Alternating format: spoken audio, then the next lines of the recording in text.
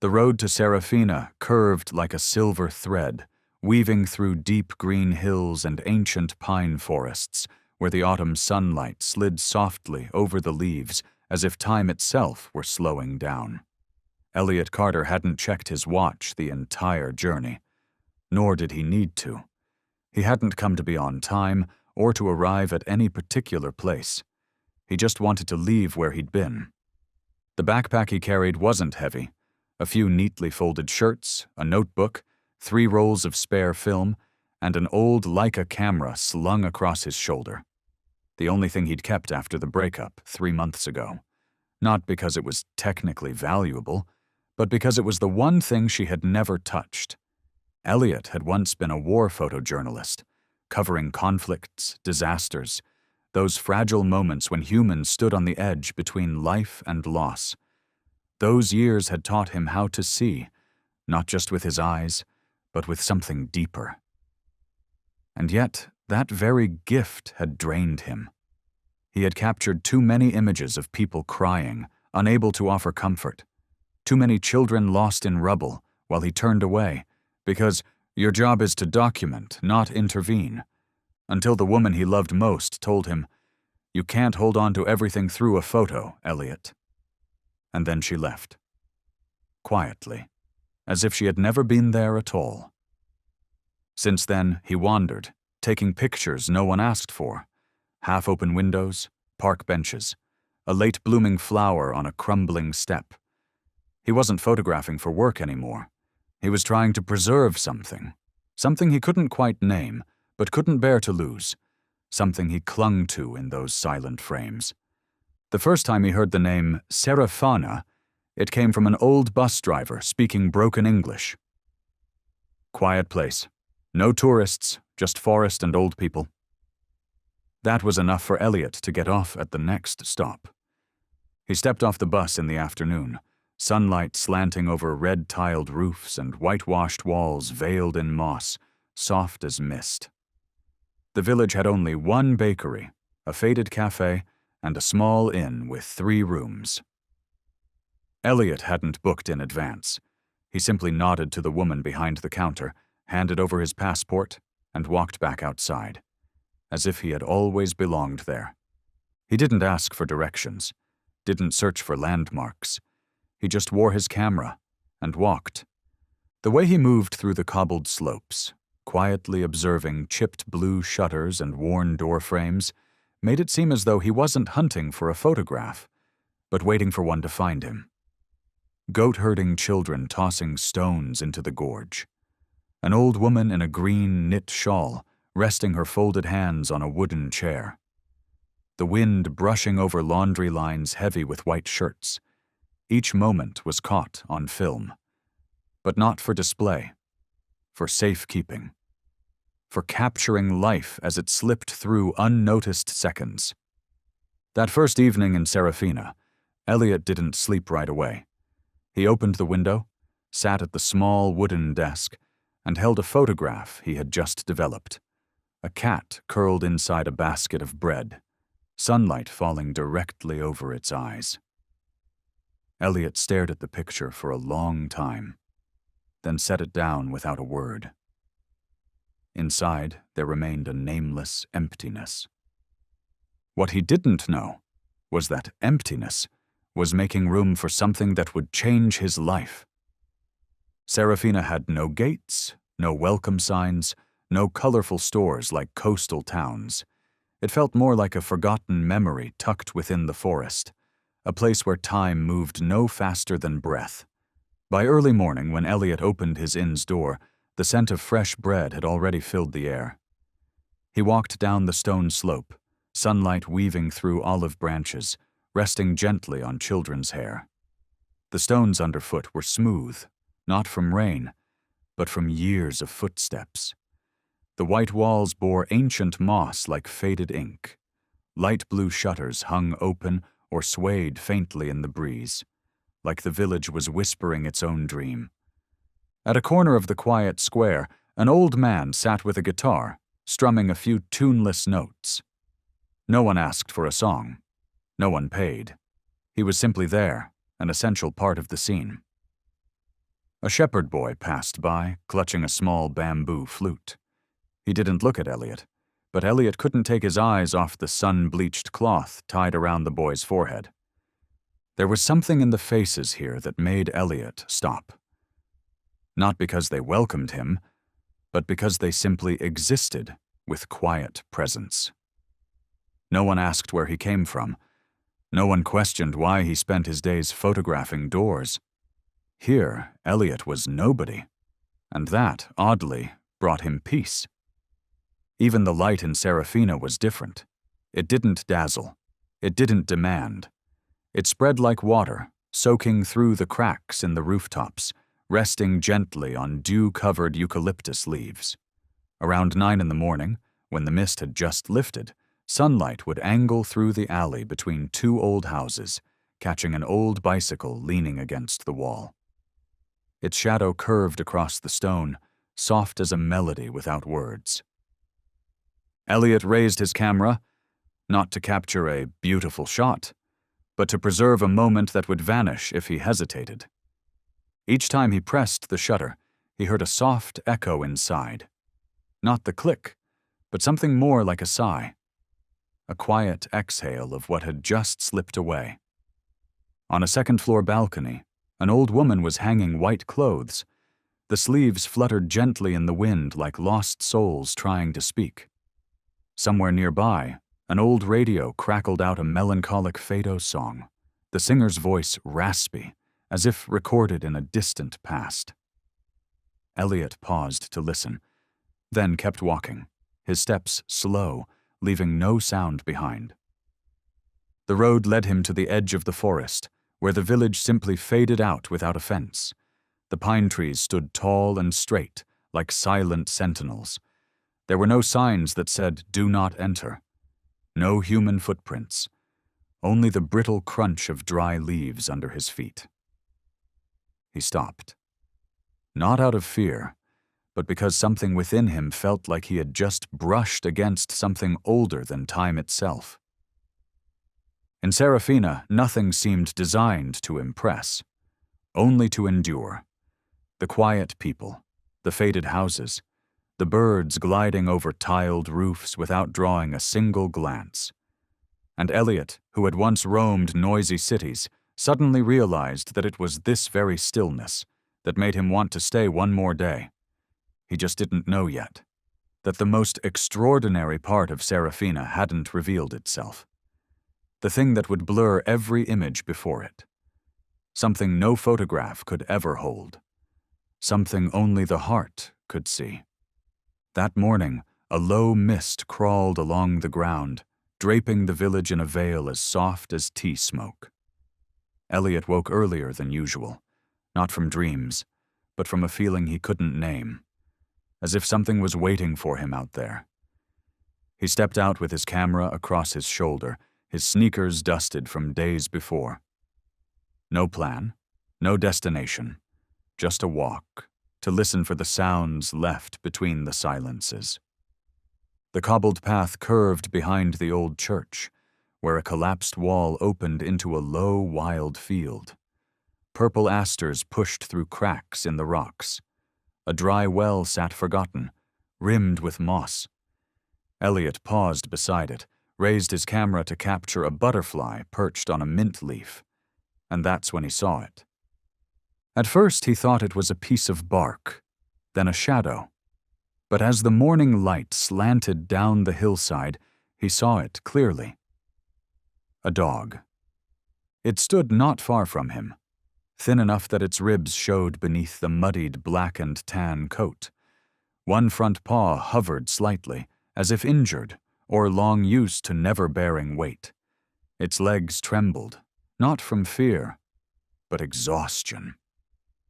Elliot froze. The dog did too. Only the eyes, those eyes, were not still. They looked at him, unblinking, unafraid, not wild, but not wagging either. There was no hopeful tail, no begging whimper, just a gaze that pierced through the fog, through time itself, reaching Elliot not with a bark, but with something unspoken and urgent.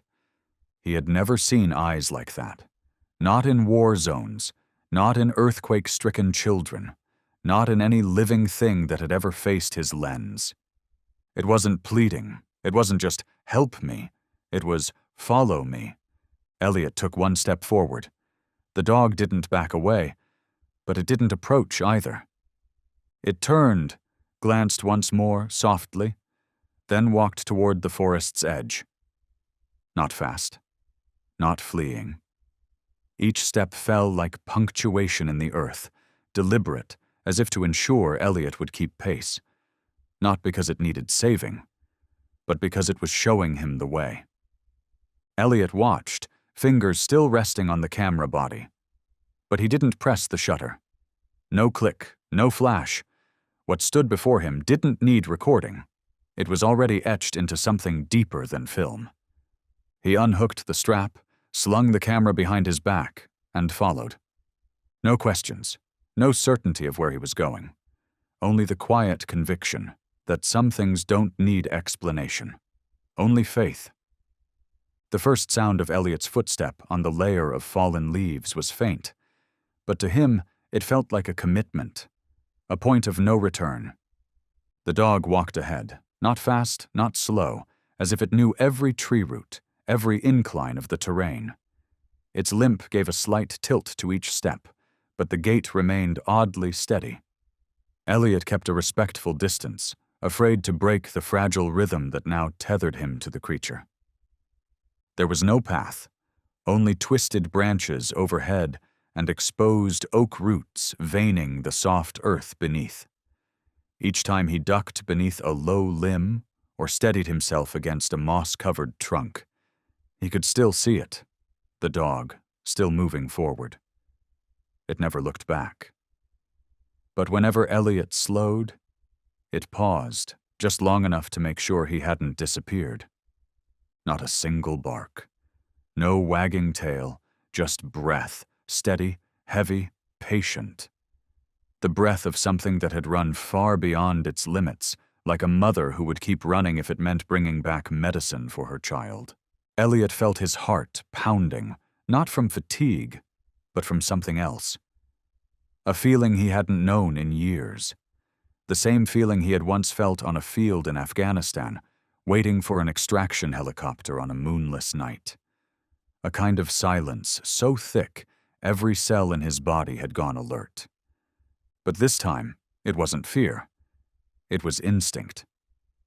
Something was waiting at the end of this, and it wasn't meant for anyone else. It was meant for him. The Leica camera bumped lightly against his hip with each step, but he no longer noticed. His fingers lifted occasionally out of habit, then fell again. What lay before him, shafts of sunlight fractured by branches, pollen drifting like golden dust, wasn't meant to be captured. It was meant to be lived. The mother dog, and now Elliot understood she was no longer just a dog, veered right, where the ground dipped and softened, covered in moss and moisture. Her pace slowed. Her breathing grew harsher. Elliot quickened, afraid she might collapse before they arrived. The forest sounds began to change. Fewer birds, less wind, the rustling of distant branches faded. Only two sounds remained, his own footsteps and her uneven breath. Elliot suddenly realized he was holding his breath, not out of fear, but because he was close. That feeling pulsed through him like a heartbeat in his ears, a knock from inside his chest, something ancient, fragile, waiting just ahead. And Elliot somehow knew he couldn't turn back now. He took another few steps. Then the dog stopped. She stood at the edge of a hollowed clearing, surrounded by trees so thick they nearly blocked out the light. Elliot stepped closer, and only then did he see what she had led him to. A cabin, if it could still be called that. The roof sagged, riddled with holes.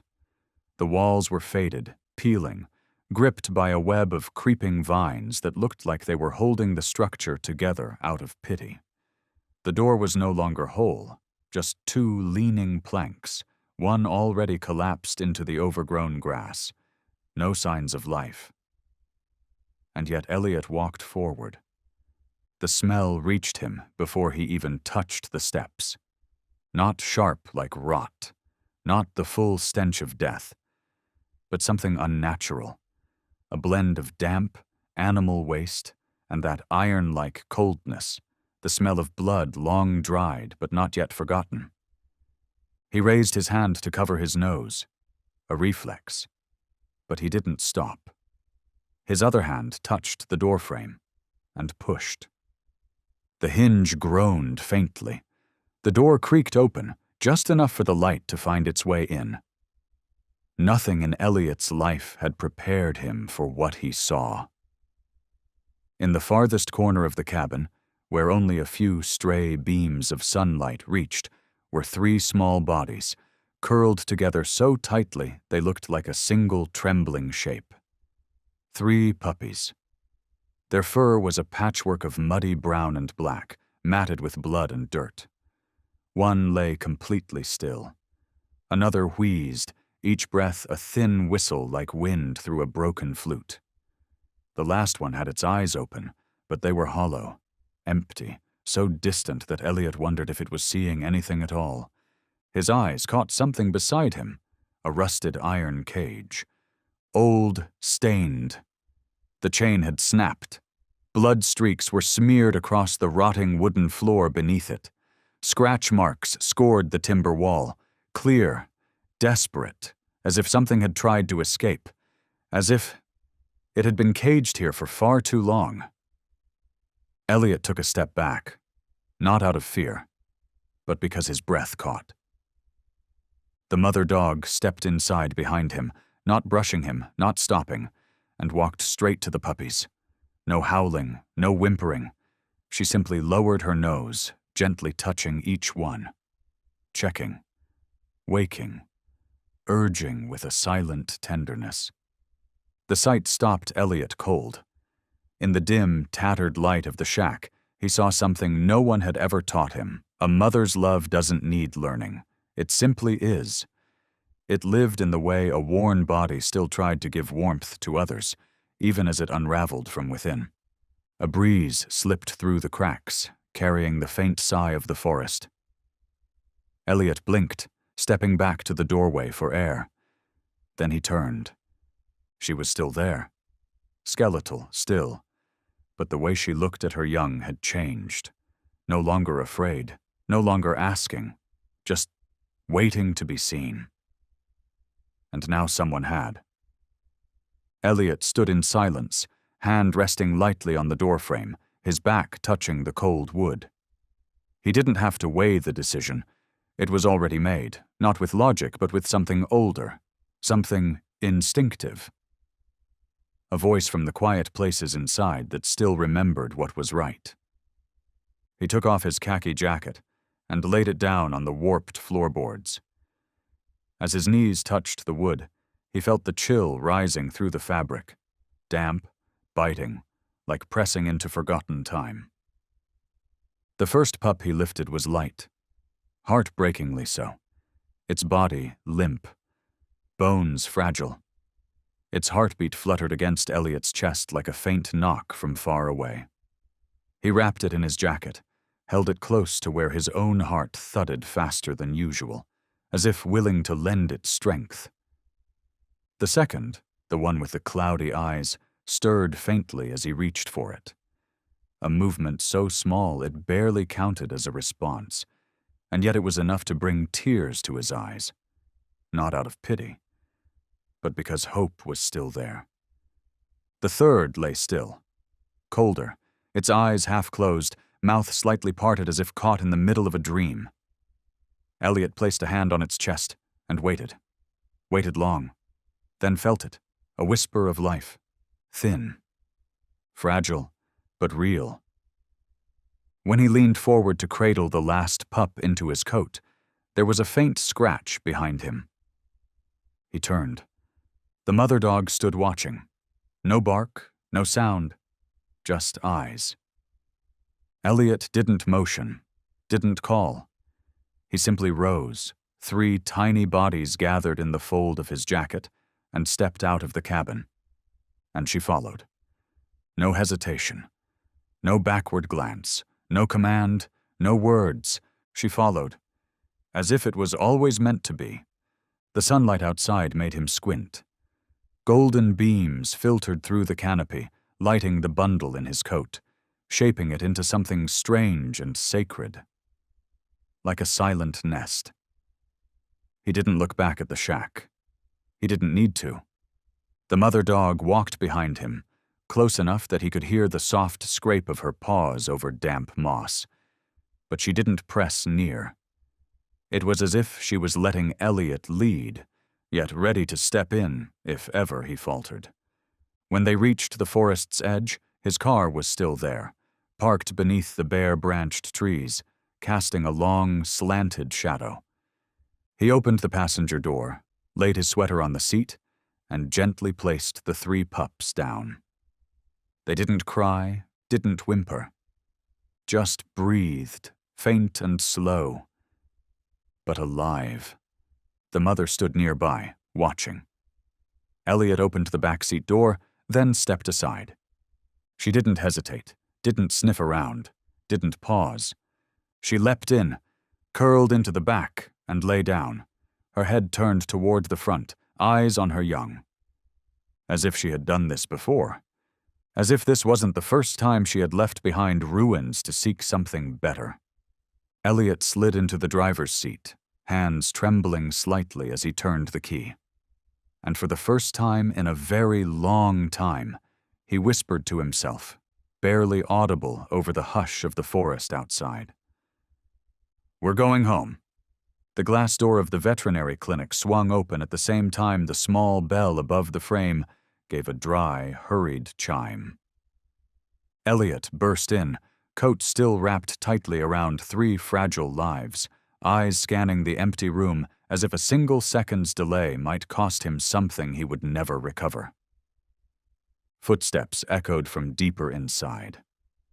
A woman in her 50s appeared behind a sliding door, hair tied into a neat bun, the collar of her white coat worn soft by time. She froze the moment she saw Elliot, and especially the bundle held close against his chest. "Please, help," Elliot gasped, throat dry. "They're still breathing." She asked no questions. Her movements had the rhythm of someone who had done this hundreds of times, and yet never numb to it. "Table 3, she said firmly. "Lay them down, gently." Elliot obeyed.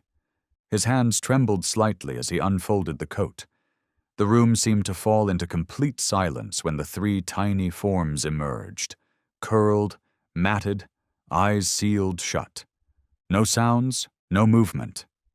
"Lamp, syringes, fluid lines," she called toward the back. An assistant appeared with a medical kit, and suddenly the small clinic room transformed into a silent battlefield. Elliot stepped back, retreating into the corner, but his gaze never left the doctor's hands. A needle slid into the leg of the first pup. A small IV bag was hung on a stand. The assistant wiped away crusted dirt from their eyes and noses. Temperature, pupillary response, heartbeat. Every sign was checked. "The pulse is very faint," the doctor murmured, eyes fixed on a monitor. "If we can't stabilize within the first hour—" She didn't finish the sentence. But Elliot understood.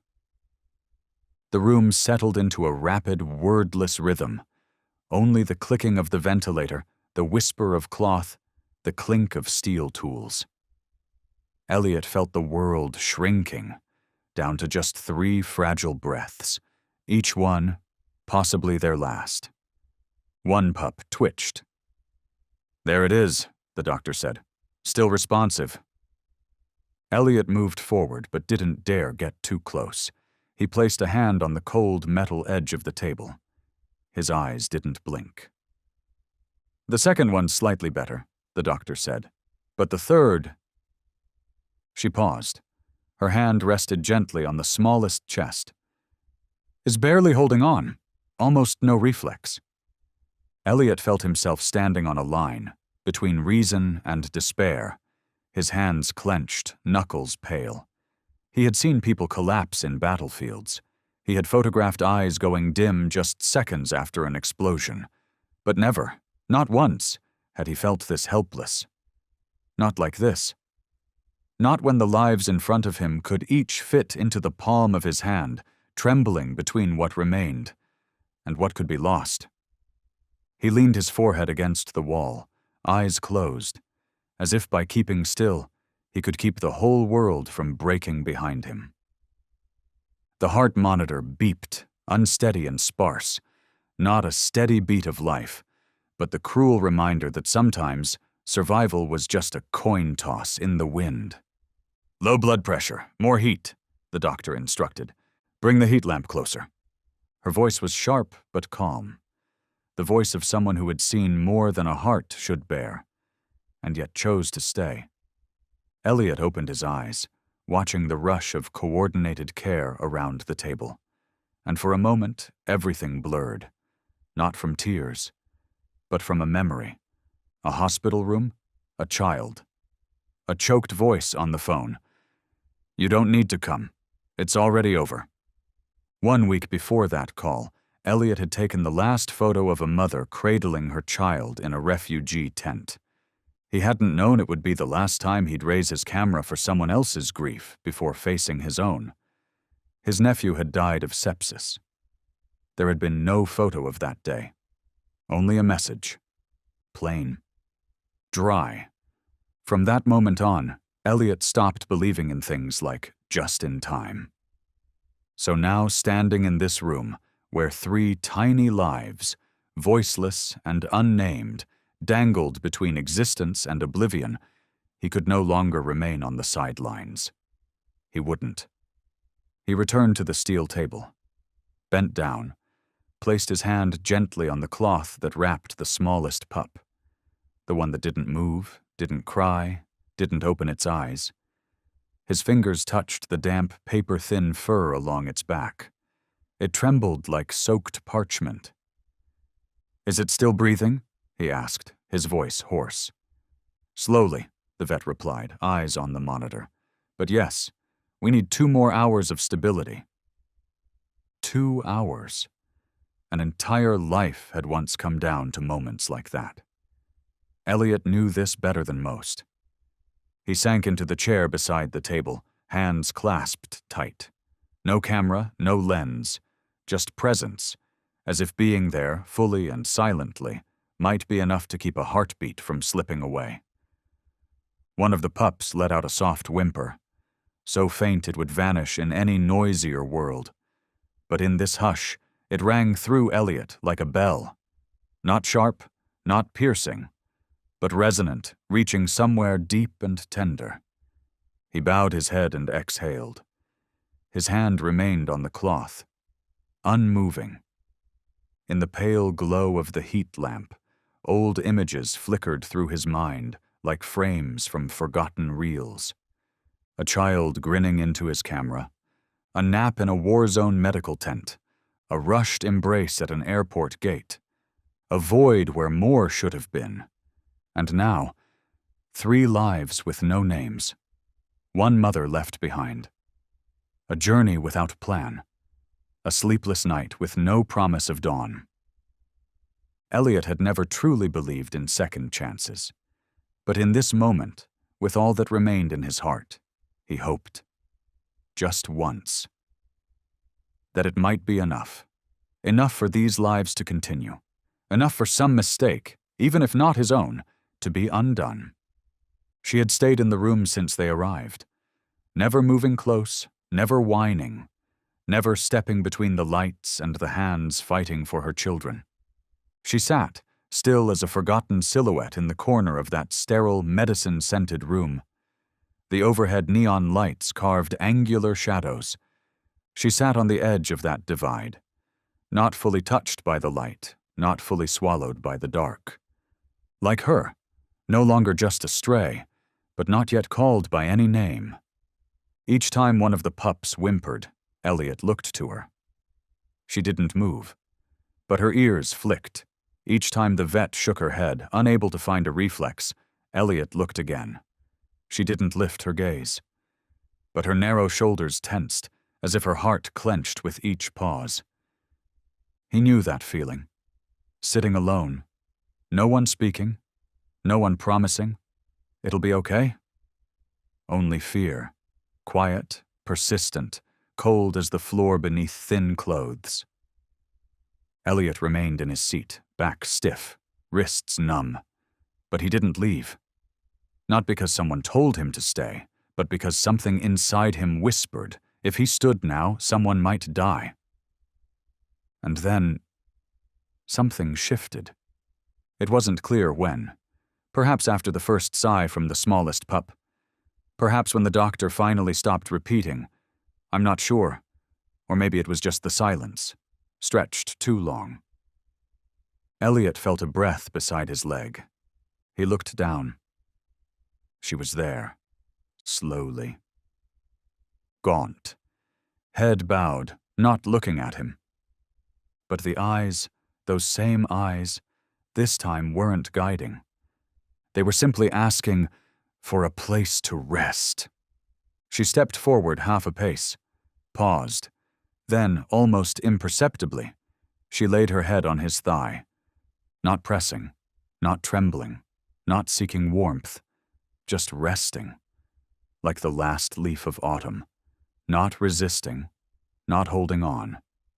Elliot held his breath. His hand hovered mid-air, unsure. It took several seconds before he dared to touch her gently, a tentative stroke across her bony forehead. Not to soothe, not to examine, but to say, "I see you, I truly see you." She didn't move. And for the first time since this journey began, Elliot allowed himself to close his eyes, just for a moment, and let the feeling rise to his throat. A head, resting without being called, without a leash, without permission, just resting.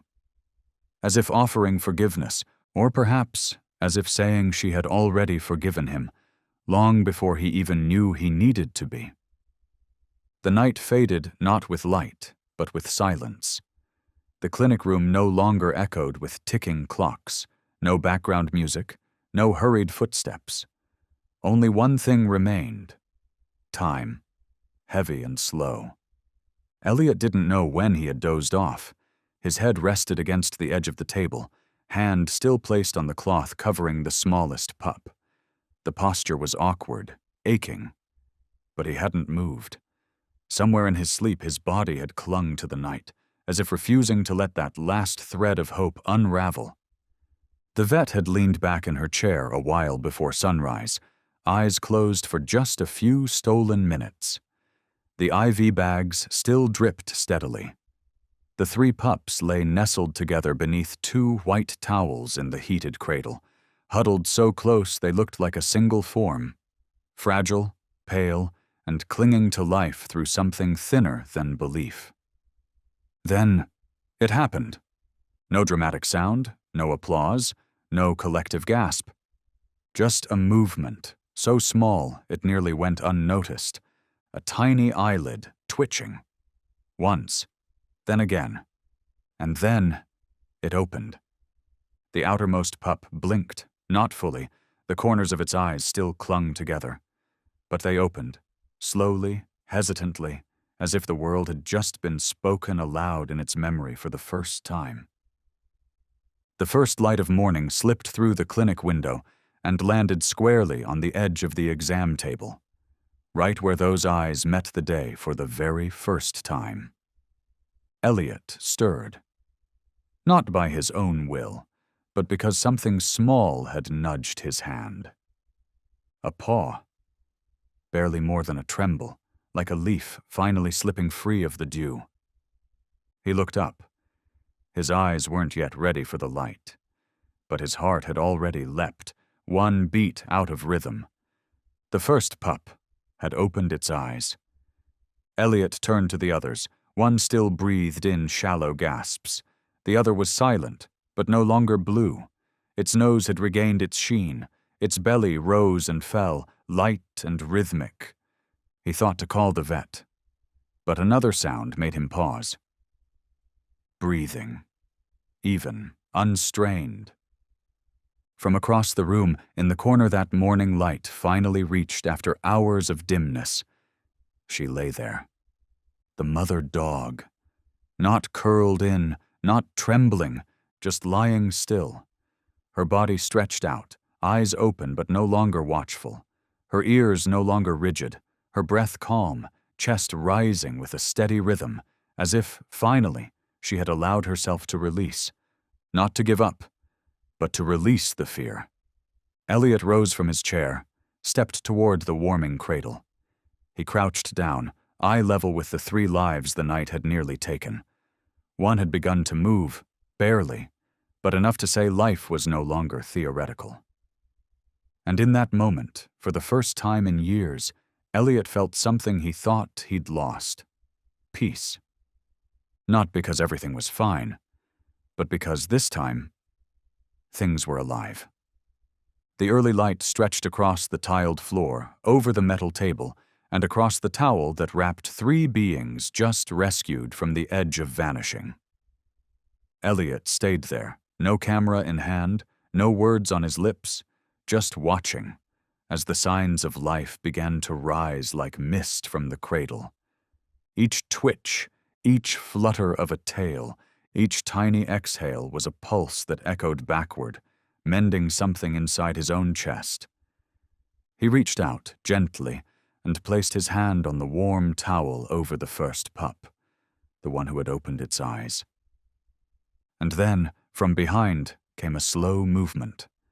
No footsteps, no urgent breath, just a quiet figure moving toward him, her gait no longer limping like the night before, but still carrying the caution shaped by years of uncertainty. Elliot didn't turn around. He didn't need to. He could feel her there. The mother dog stood beside him. Her bony frame hovered just inches from his own, close enough to share warmth, yet still holding the cautious distance of those who had once tasted betrayal. He didn't look up, didn't reach out. He let her decide. And then, she took a half-step forward. Not fast, but deliberate. Her head tilted slightly. Her nose touched the rolled cuff of his shirt sleeve. Warm breath met skin. Elliot felt something shift, a wordless exchange. She lowered her head and licked his hand. Once. Slowly. Then looked up. No wagging tail, no joyful movements, no leaning in for affection. Just one lick, as if she had measured, considered, chosen, and then acted. Elliot didn't move. But the spot she had touched began to warm. Not just from the moisture, but from what it meant. It wasn't recognition. It wasn't attachment. It was trust.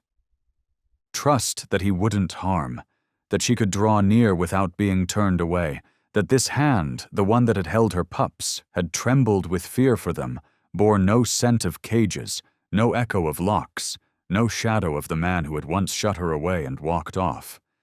Elliot finally turned and met her gaze. For the first time, he was the one who initiated. She didn't look away.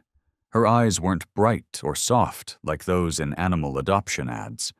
They were dark, deep, still. A stillness that wasn't comforting, but was real. The kind that belongs only to souls that have touched death and kept walking. He placed his hand on the floor, didn't call her, didn't coax, just left it there.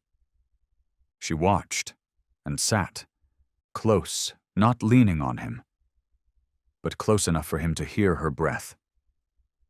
That was enough. Neither of them needed more. That was all it took, for a morning that could have passed like any other to become the first morning of something new. The clinic slowly warmed as the sun crested the eastern hill. Light poured through the windows, dancing on white walls like golden fragments fallen from a quieter world. Elliot sat back in his chair, a warm cup of coffee between his hands, given to him by the vet not long after he had fully awakened. The smell of coffee mingled with cotton towels, antiseptic, and the soft skin scent of the tiny lives still curled asleep in the heated cradle. No one said much. No one needed to. A night like that didn't need to be discussed, only remembered. She, the mother, still lay near the cradle. Her head rested between her front paws, eyes half open, not asleep, but no longer alert. Her gaunt frame still carried old scars. But now it bore something else as well. Not fur, not skin, but a layer of stillness. Peace. Even if only temporary.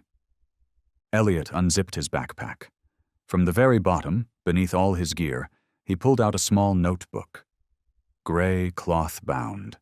The first few pages warped by rain from Istanbul. A few scattered lines in his own handwriting. Hesitant. Lost. He flipped to the first blank page, the first in months, and began to write. Day 1, a road not on any map, a gaze without sound, 3 faint heartbeats, now just a little stronger, and a creature, once too afraid to look into human eyes, licked my hand this morning. Not because she knew me, but because she trusted me. Maybe I should start trusting again. From here. He didn't write fast. But he didn't stop. Each sentence pulled from somewhere long buried, a place once crowded with words never said. When he finished, Elliot reached for his phone. Weak signal. But just enough. He took a photo. Not of the pups, not of her resting by the cradle, not even of himself, but of the towel covering the warming bed, creased, slightly scorched at one corner from the heat lamp, and in the center, 3 tiny bundles, curled as if the outside world had never existed. Elliot opened the personal page he hadn't touched in over a year. The profile photo was still a sun-drenched silhouette in an old desert, the last time he believed he could capture the truth. But now, he wasn't seeking truth. He simply wanted to share. He typed, I came to Serafina looking for peace. I didn't expect to find something greater, a gaze that led the way, 3 lives almost lost, and a gentle lick to the hand. She doesn't need to be photographed. She just needs to be trusted. He hit post. The screen blinked once. That was all. No expectations, no waiting. But in that moment, Elliot knew something. For the first time in a long time, he wasn't writing to preserve what couldn't be kept. He was writing to share what had survived. A fragment of trust. A story not large, but real. Elliot couldn't pinpoint the exact moment he made the decision. Maybe it was when the second pup whimpered softly in its sleep, curling up as if remembering a place it had never known. Maybe it was when the mother, still unnamed, lay silently beside the cradle, her eyes half closed, no longer flinching when footsteps passed nearby. Or maybe it was simply when Elliot realized he had stopped counting days. For years, he had moved as if fleeing something shapeless, a memory, a mistake, or just the raw ache of being left behind. Each flight had been a punctuation mark, each new town, a way to avoid staying too long.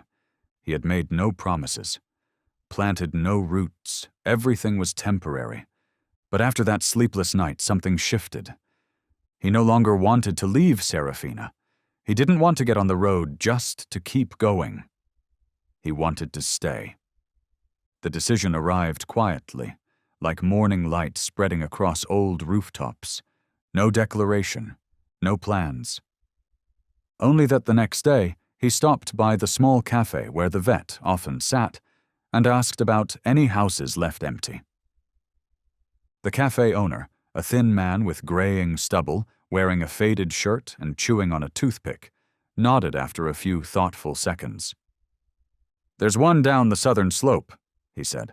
Old Carmela's place. She passed last winter. Daughter never came back. It's not much, but it's got a garden. Elliot didn't need more than that. That afternoon, he walked to the house. It was a small, single-story home.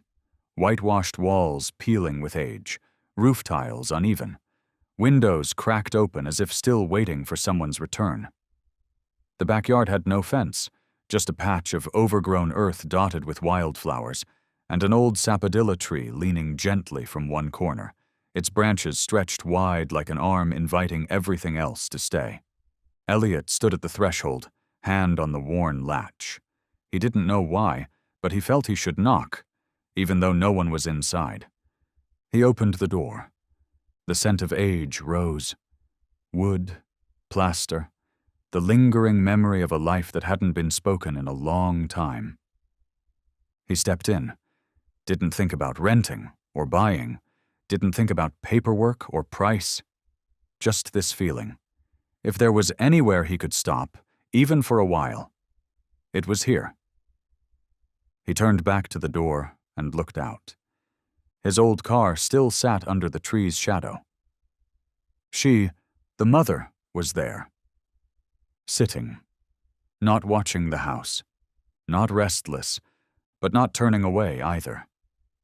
She was waiting, not for a signal, but for an answer, whether Elliot truly meant to stay. The wooden door creaked gently as the wind passed through, breathing its way into the empty space like the earth exhaling. Elliot stood at the doorway, watching the narrow trail where she sat. She didn't move, didn't whine, didn't come forward. Just watched, not into the house and not away from it either. And Elliot didn't call her, he didn't whistle, didn't stretch out a hand, didn't crouch the way dog owners often did to coax trust. Because from the moment they met, their relationship had never been about ownership or rescue. It was something else. Two beings, each bent out of shape by the old world, searching for a place where they didn't have to obey or explain. She looked at Elliot, so long that someone might think time itself had frozen in her gaze. But Elliot knew. Inside that stillness was a list of quiet tests. Would this place lock its doors? Would there be shouting after she stepped inside? Was the quiet here just a trap? He knew he couldn't answer with words. Only with space. Only by letting her choose. He stepped away from the door, walked inside, and lit a small lamp on the wooden table. No glances back, no coaxing. The house wasn't perfect. Chipped walls, cracked tiles, a fireplace that needed fixing. But it had soft light, open windows, and most importantly, no footsteps of control. No chains. Behind him, a soft scrape on the stone porch made Elliot hold his breath. No scratching at the door. Just one small sound, nails brushing against the wooden step. Then silence. He didn't turn around. Didn't dare. Because if this was a decision, it had to be made in silence. Moments passed. Then, a shadow moved into the lamplight. No urgency, no hesitation. She crossed the threshold. Didn't look back. Didn't scout for exits. For the first time, she walked into an enclosed space, not seeking escape, not lured by food, not pulled by promises, just because she wanted to. Elliot lifted his eyes and met that gaze once more. Only this time, it was different. No longer the look that once led him through the forest. No longer the silent plea inside an abandoned shack. But the gaze of a being who had chosen to stay. Neither of them spoke. There was no need. A decision like that, if spoken aloud, would have lost some of its sacred weight. She walked to the corner of the room, near where Elliot had laid out an old mattress. She sat. Then lay down. Not with her head raised, not with a heavy sigh, just curled into herself, as if her body had remembered how to rest. Elliot sank to the floor, his back against the wall, His expression softened. He didn't feel like he had just taken in a dog. He felt like he had just witnessed the most beautiful decision someone could make, after everything. A creature once locked in a cage, one who had lost all trust in enclosed spaces, had now stepped inside. On her own. It wasn't submission, it was acceptance. Inside the small house at the end of Serafina's southern slope, every sound seemed wrapped in cloth. Nothing in the room was remarkable, just a few worn items left behind by the former owner. A leaning bookshelf, a round pine table bleached by sunlight, and a threadbare brown rug frayed at all four corners. Elliot sat beside the fireplace, hands around a mug of mint tea, reheated over the iron stove. The fire cast dancing shadows along the walls, reflecting each small movement in the room, as if the space itself was breathing with them, slow, deep, unhurried. On the rug in the center, she, the mother, lay on her side, eyes half closed, ears no longer stiff with alertness. The three puppies, after a long day tumbling through the garden, were now tucked into her belly like tiny rolls of bread, their bodies rising and falling with every soft breath. No one told them where to sleep. No one pointed. And yet the family, if that was the right word, was all there at the same time, in the same place, for no reason other than wanting to be. Elliot watched them as if he were viewing a still frame. Only this time, he didn't need to lift the camera, didn't need to preserve it.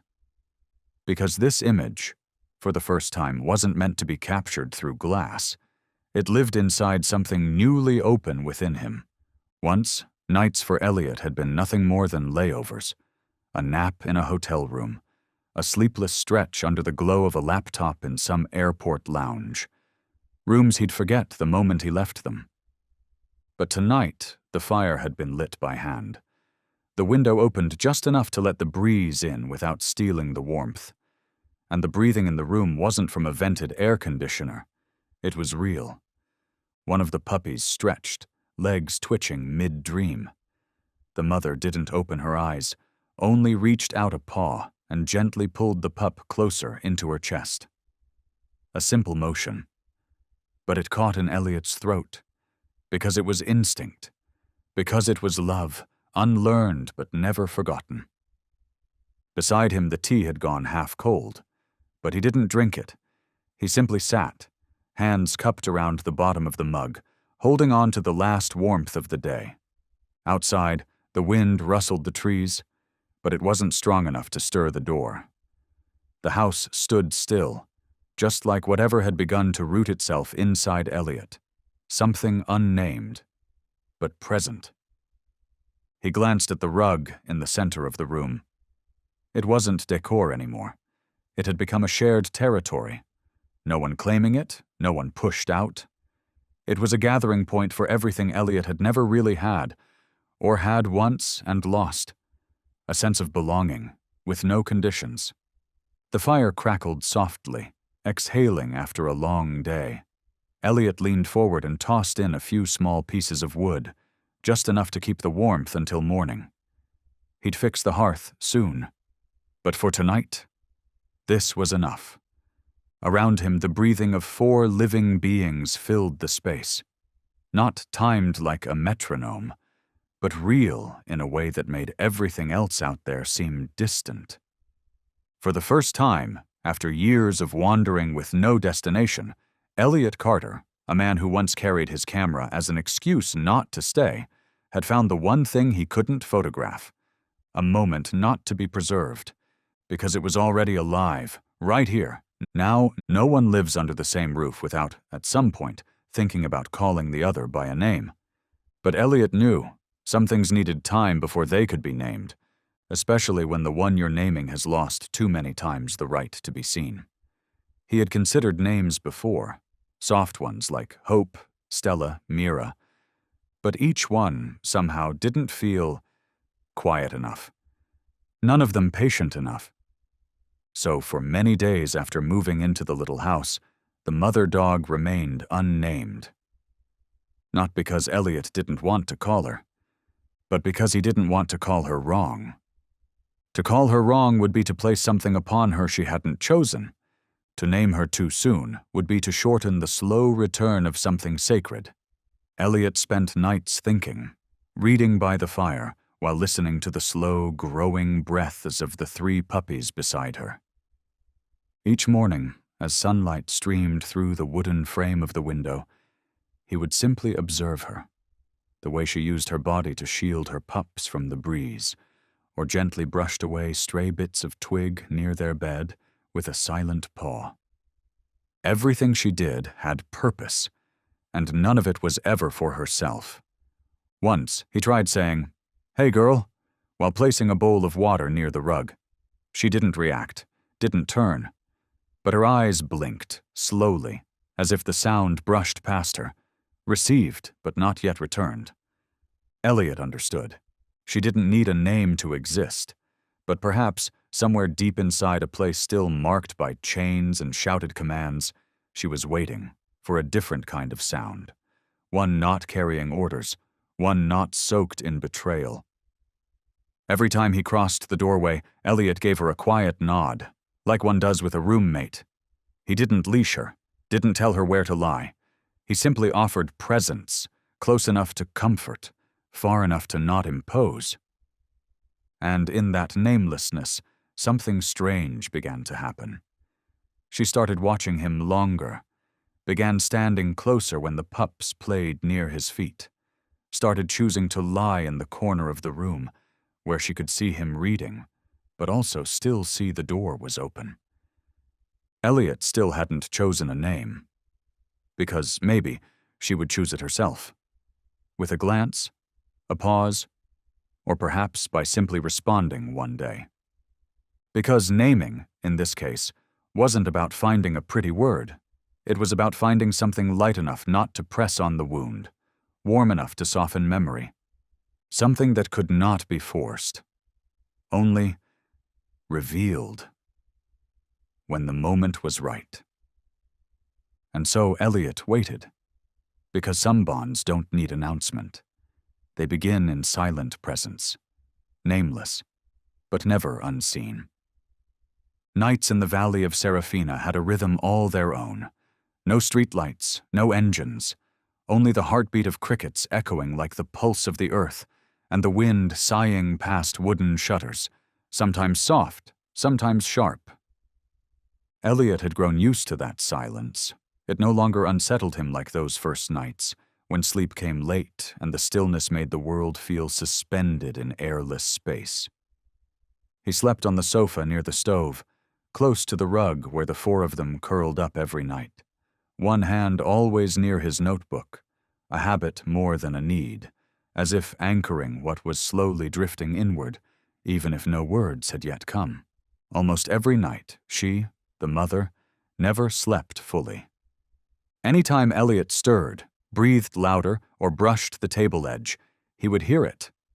The soft scrape of claws against wood. Light. Rhythmic. A gentle reminder, I'm still here. She didn't growl, didn't charge, just raised her head, ears up, body taut like a wire drawn tight across years of caution. Once, a pan clattered from the shelf. A stray cat had dashed across the roof in the dark. Elliot startled awake, heart pounding. He hadn't even gotten up before she was already there, standing between him and the kitchen door. No bared teeth, no wagging tail. But her stance didn't need translation. It was instinct, the reflex of something forged in a world where every sound meant danger, and also the reflex of a mother. No one had asked her to keep that role, but she kept it anyway. There were nights Elliot stayed awake, not out of worry, but because sometimes it felt wrong to be the one who slept first. He'd lie on his side, watching the fire die down, listening to the wind pressing against the far wall of the house, and knowing, somewhere in the dark, there was a pair of eyes quietly tracking every shift. He remembered other nights, long ago, when he used to sleep alone and still feel watched. The gaze of those who had turned their backs, those who had left emptiness behind without a word. But here, he was still being watched. Only now it was a gaze that guarded, not abandoned. No one had taught her that. No one required her to protect him. But every night, just as Elliot began to drift off, there would be the sound of soft paws turning gently on wooden floorboards. She never left her pups. But she always found a spot where her eyes could remain unobstructed. So if she needed to, it would take only a single step to place herself between two worlds, inside and out. It wasn't just vigilance. It was a vow, unspoken. Elliot never woke her. He never pretended not to know. Instead, he placed a small bowl of water near his bed every night, and sometimes would cough softly when shifting positions, just so she'd know he was all right. They didn't speak, but between them, a quiet pact had been sealed. One who had once had no one to protect, the other who had never been protected. Now together, they kept vigil beneath the same roof, ensuring one thing, that neither of them would be alone again. That night, the sky was clear. The moon rose high, a silver slice through still time, and washed the Serafina Valley in gentle light. Elliot couldn't sleep. He woke not from noise, not from dreams, but from something softer, as if the night itself had asked to be seen. He pulled on a sweater, poured a cup of warm water, and sat at the windowsill, where the wooden shutters were cracked just enough to let the moonlight spill into the room in a single delicate stripe. Outside, the cold air was crisp and clean. Even the insects had quieted, as if yielding to something greater, something quieter. And then he saw her, not curled up as usual, not lying close to her pups. She was standing in the middle of the yard, or more precisely still. A shape carved from shadow melted into the silhouette of the tree. Her back straight, head lifted, unmoving. The moonlight sliced through the branches and landed in her eyes, those same eyes that had once stopped Elliot in his tracks, eyes that had spoken more than words ever could when he had no words left to say. But tonight, she wasn't looking at Elliot, or the house, or anything on the ground. She was looking up, no blinking, no waiting, just looking. Elliot held his breath.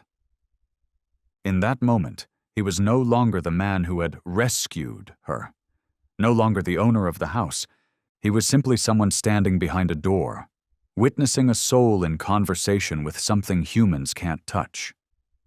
Maybe it was memory. Maybe it was a ghost. Maybe it was the part of her that had once gone numb during survival. Or maybe it was just the moon, the light that never speaks, but is always there. Elliot didn't call her in. He didn't want to break it. Something inside him whispered, "Don't interfere. Let her be herself, entirely, without the weight of pity." And then, quietly, she blinked. Not because of dust, not because of wind, but as if the moon had answered. She turned, walked back toward the door. No glance at Elliot. No hesitation. She simply passed by, slow, light as a falling leaf, and lay down beside her pups as if she had never left. But Elliot knew something had changed, because when she settled, she didn't face the door like she did every night. She faced inward. She faced him.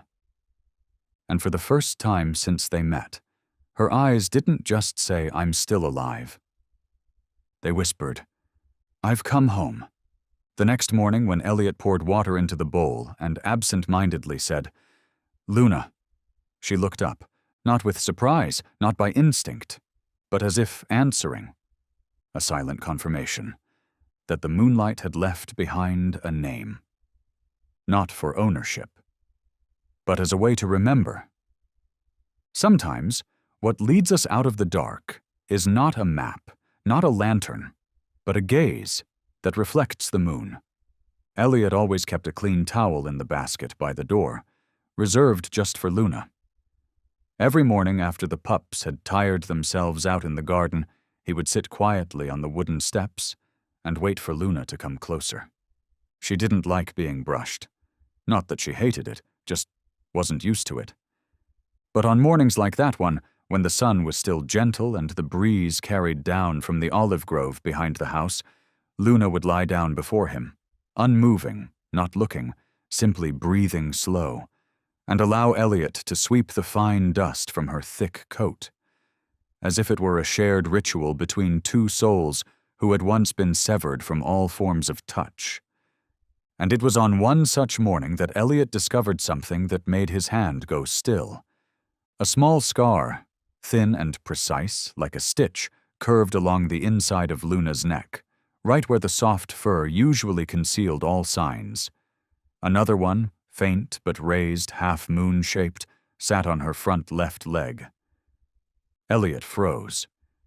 He said nothing, just set the brush down and touched the skin around the scar, warm but taut.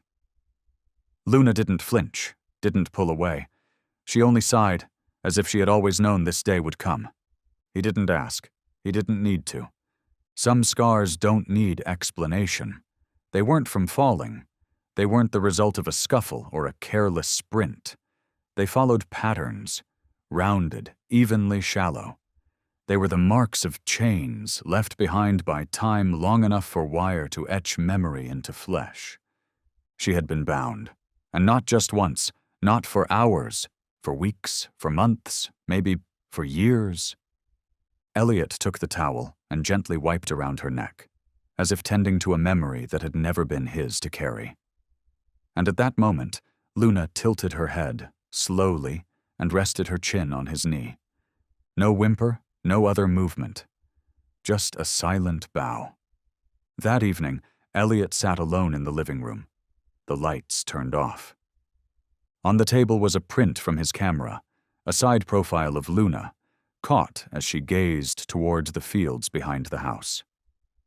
The late light touched only one half of her face, just enough to reveal the faded scar like a soft cut drawn into canvas.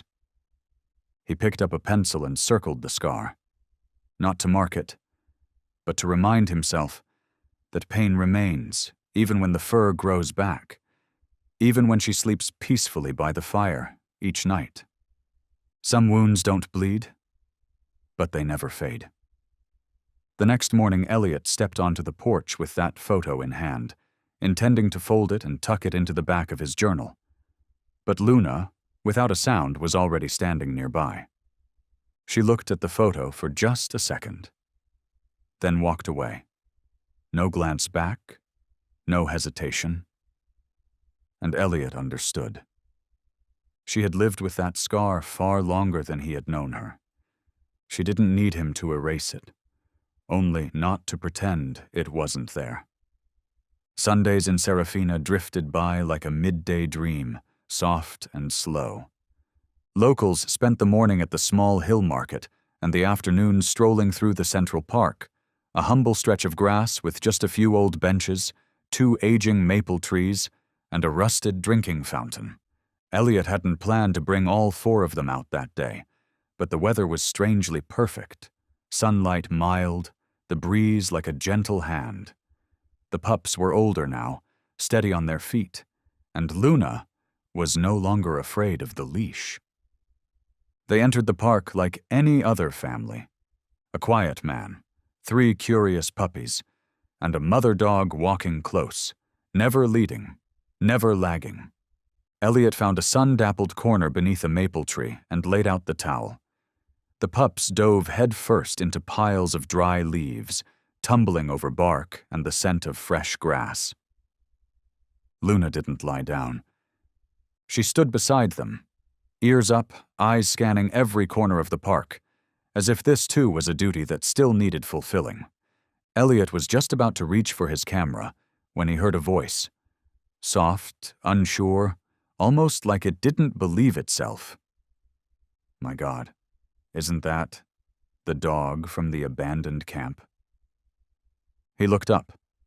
A middle-aged woman stood a few meters away, a basket of oranges in her hand, her eyes locked on Luna. Luna stopped.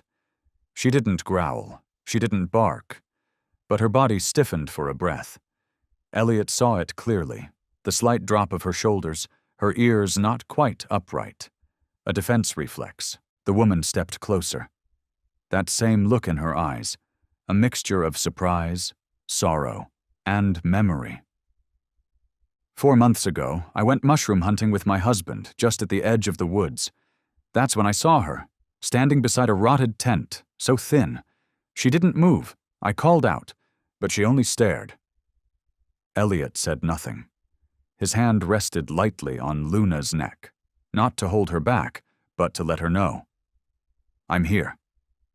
The woman glanced at the pups, then back at Luna. We thought she'd died. No one dared approach. That whole place was abandoned for ages. Some said people had trained dogs there, illegally. Elliot didn't ask. He didn't need to. Each of the woman's words placed another piece into a puzzle he had never spoken aloud. The scars, the silence, the wary stillness in Luna's eyes.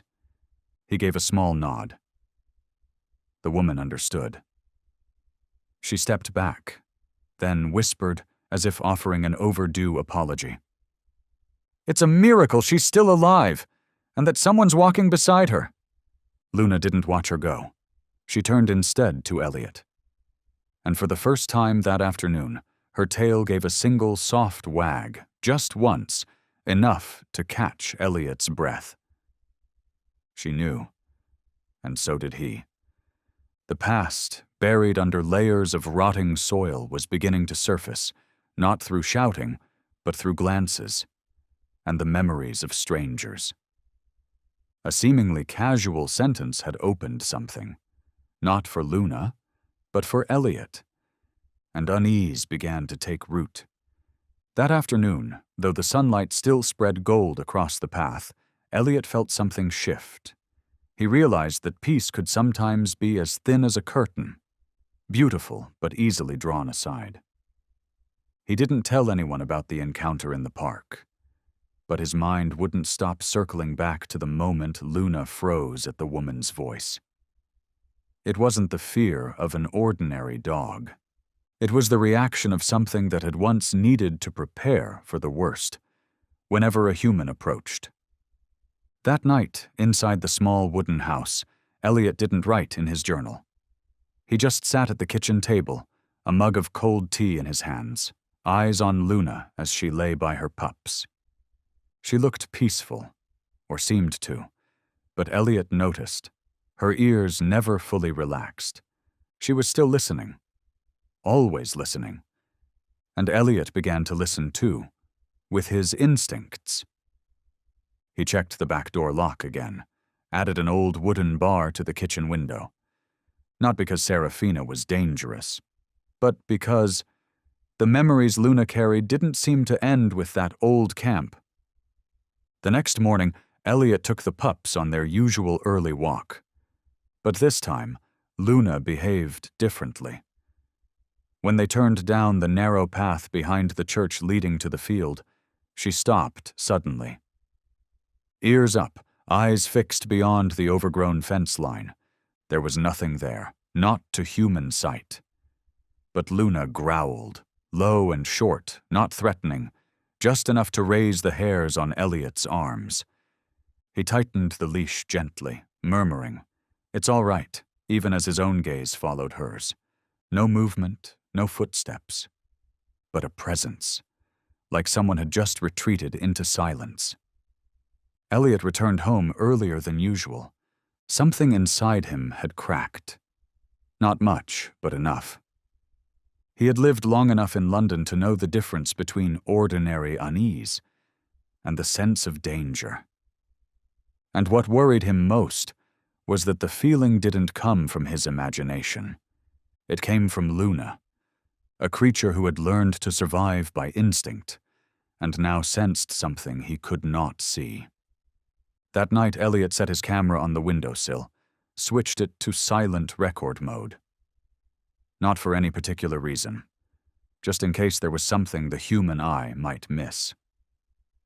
He didn't sleep deeply. His dreams were layered, nameless, fragmented images, glances, clinking metal chains, and a bark being choked off. And when he woke before dawn, moonlight cutting across the wooden floor, Luna was still awake, her eyes open, watching the door. She hadn't moved. But Elliot realized the most alarming thing wasn't movement. It was when a creature that had once been broken learned not to move in order to hear what others didn't. And he knew. The storm hadn't come. But the sky was already changing color. The late afternoon sun had painted the treetops in the park with a gentle, golden hue. Elliot sat quietly on a weathered bench by the old wooden fence, his camera slung loosely around his neck, eyes following the 3 puppies tumbling in the grass nearby. Their mother, still unnamed, sat behind them, tucked in the shade where the earth stayed cool.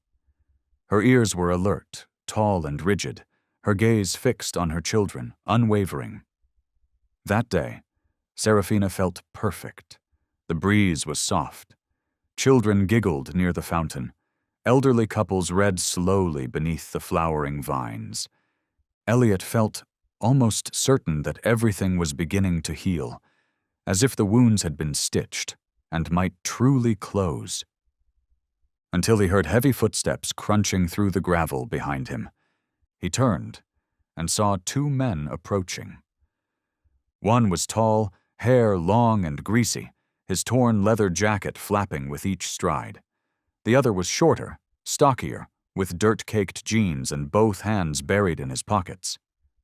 They didn't look at anyone else, only at the dog sitting beside Elliot. And as Elliot stood up, the taller one spoke, "She belongs to us." Elliot furrowed his brow. "I'm not sure I understand what you're saying." The shorter man smirked, his voice low and coarse. "You pick her up off the street or something? She's not a stray. She's ours. We raised her. You've got no right to keep her." The air around Elliot changed instantly. The mother dog stood, but didn't move forward. She simply came to Elliot's side, her body tense, head lowered, like a shadow folding in on itself, preparing. Elliot slowly lowered his hand, not to touch her, just to send something unseen. A presence. A message. "You're not alone." He looked at the 2 men, voice calm but firm. "I took her and her pups to the vet. They were starving, injured, left in a collapsed tent behind the woods. No one was there. No name, no chip. Do you have any paperwork?" The tall one stepped closer, voice tightening. "Who do you think you are to ask that?" His eyes flicked toward the 3 pups now huddling behind their mother's legs. "I see 'em, all her brats. Damn bitch ran off before they were even weaned." Elliot's fists clenched, but before he could speak, the other man cut in. This time, colder. "Listen, you hand her over now, or I'm calling the cops. Theft of property. Don't think being a tourist gives you any special rights." A breeze whispered through the branches above. Elliot realized his hands were starting to tremble, not from fear, but from fury. And yet, what made his chest tighten was how the mother dog didn't run. She stood her ground. No whine, no retreat. Just waiting. A thin line had drawn itself in the dirt, between humanity and something more primal. No one in the park noticed the standoff unfolding by the north fence. Not until the sound came. It wasn't loud. It wasn't rushed. A growl, deep, resonant, rising from the bottom of her throat like something older than fear itself. She had stepped forward. Her gait still bore the limp of days spent crossing forests and silence. But her posture rose higher than ever before. Not broken, but dignified. Her dark coat caught the light, glinting like burnished armor beneath the setting sun, and her eyes, those same eyes that once held a forest full of sorrow, no longer trembled. They blazed. The tall man paused mid-step. "Hey, what's she doing? You gonna bite, huh?" She didn't answer. Of course not. She simply growled again, longer this time, a sound that pulled the entire park into sudden stillness. The puppies, who had taken shelter beneath the bench, now peeked out. Their wide eyes locked onto their mother. No yelping, no whimpering. They recognized it too. Something sacred, something solemn, something far older than any command. A child suddenly burst into tears. Her mother quickly picked her up and turned away, but froze mid-step when she saw what was unfolding just ahead. An elderly woman pushing a shopping cart stopped, shading her eyes to see more clearly. A young man jogging along the path slowed down, then came to a complete halt. Elliot said nothing. There was nothing left to say, because in that moment the dog he once rescued, or perhaps the one who rescued him, stood before him like a wall, not asking for protection, but becoming it. The shorter man stepped back half a pace. "Damn mutt!" The taller one grabbed his arm, whispering something under his breath. Then they both glanced around, and realized at least 5 people were watching them now. A woman was holding up her phone, recording silently. The mother dog didn't bark. She didn't need to. She took one more step, placing herself fully between Elliot and the threat. No one translated the sound of her growl, but everyone understood it. "I am a mother, and these are my children. If you take one more step, I will give everything, not out of instinct, not by command, but because of love. A love without language, without ownership, only choice. And it was a choice that could never be forced." A voice rang out from behind the gathering crowd, soft but resolute. "I've called the police. They're on their way." The 2 men froze. The crowd parted like water splitting around a stone, to reveal the woman Elliot had met just days ago. Her gaze was steady, kind yet firm, like someone who had seen moments like this before. "She was left in that abandoned camp," the woman said calmly. "I was the first to find her. They kept her in a cage, no food, no water. I reported it. But by the time the officers arrived, they'd vanished, and now they've come back thinking no one would remember." A hush followed. Only the soft rustle of wind through the trees remained, and the steady breath of the mother dog, no longer growling, but still standing tall, her eyes locked onto the 2 men. A police car pulled up at the edge of the park. 2 officers stepped out. One approached, asked a few brief questions. The woman spoke clearly. Elliot didn't need to say anything. Luna's eyes spoke for them both. The scar on her leg, the way she stood, a creature who had known chains too long, and above all, the unwavering way she shielded her children. It was evidence no one could deny. One officer turned to the men. "You are under investigation for animal abuse and abandonment under Section 276, Article 3. Please come with us." "What? I just forgot about her, that's all," the taller man sputtered, voice climbing. "A month without food, water, or care, chained in a collapsing shack," the officer replied. "That's not forgetting. That's abuse, and it has consequences." The men were handcuffed.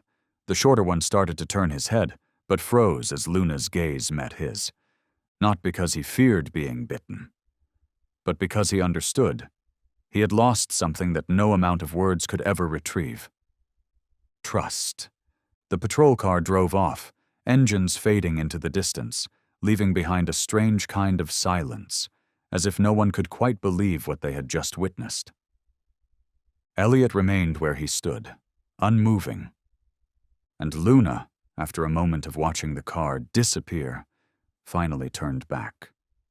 She walked slowly, deliberately, until she stood by his side again. Then, as if none of it had ever happened, she sat down. Not leaning in, not begging, not asking to be touched. She was simply there, and when Elliot knelt beside her, placing a hand gently on her head, he realized something in her eyes had changed. It was no longer a plea, no longer just gratitude. It was something larger, a vow, one that needed no words, no witness.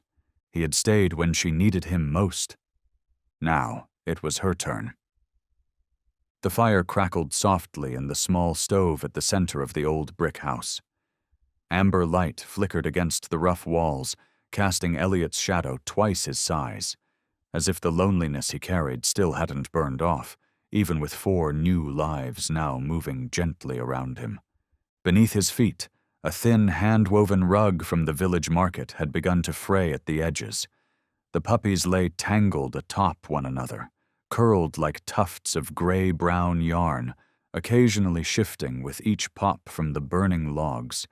And in a far corner, as always, she sat, quiet, alert, not nestled among her pups, not resting near Elliot. She simply sat, ears perked at every creak from the porch or whistle of wind against the window frame.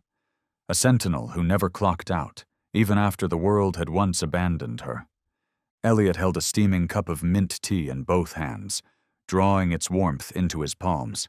Serafina was tipping into late winter, not cold enough to bite, but just sharp enough to make anyone who had once lost warmth feel the brittle edge of that absence. He exhaled slowly and set the cup down on the wooden table. Faint scratches still marked his wrist, remnants of that first night at the clinic, when he'd clutched the smallest puppy and prayed like a boy afraid to lose his mother. Since coming to Serafina, he'd lived more than he ever had in the years he thought he was surviving. She was still there, watching him, but never reaching out. And Elliot understood. He didn't call her, didn't pat his thigh. He simply sat, the way he had on those first evenings in the forest, watching a creature in pain still rise to lead the way toward what was right.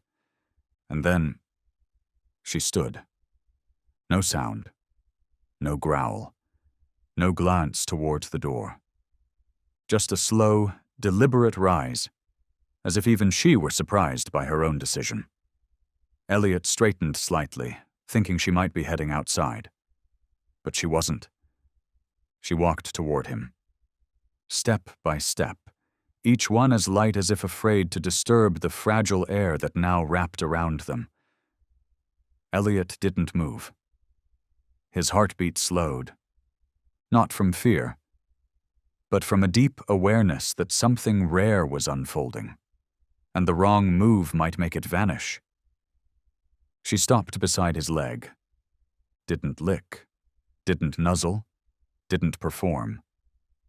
She simply looked up at him and held his gaze for a long time. Then, as gentle as a leaf touching still water, she rested her head on his leg. Elliot forgot to breathe. He didn't reach for her right away. He only looked down, to the place where her breath now warmed the fabric of his pants. This wasn't survival, not a plea, not submission. It was a choice. A creature once betrayed, once abandoned, once forced to stand guard through the dark and the memories, had now placed the softest, most vulnerable part of herself on a stranger. And Elliot understood. In that moment, he was no longer a stranger. As the fire dwindled to glowing embers, the room sank into a silence as soft as a wool blanket. Elliot remained still, even as his legs began to numb. He didn't care. He feared that any shift, any sound, might undo the decision she'd made. The first decision since the day they met. Her head remained on his leg, weighted with a gentle trust. Her breath rose and fell against the rough fabric, carrying the scent of earth and forest, and perhaps stories never told aloud. Elliot slowly lowered his hand, touched the fur that had softened in the days since she'd been cared for. She didn't flinch. It was the first sign of permission. No recoil, no stiffness, just presence.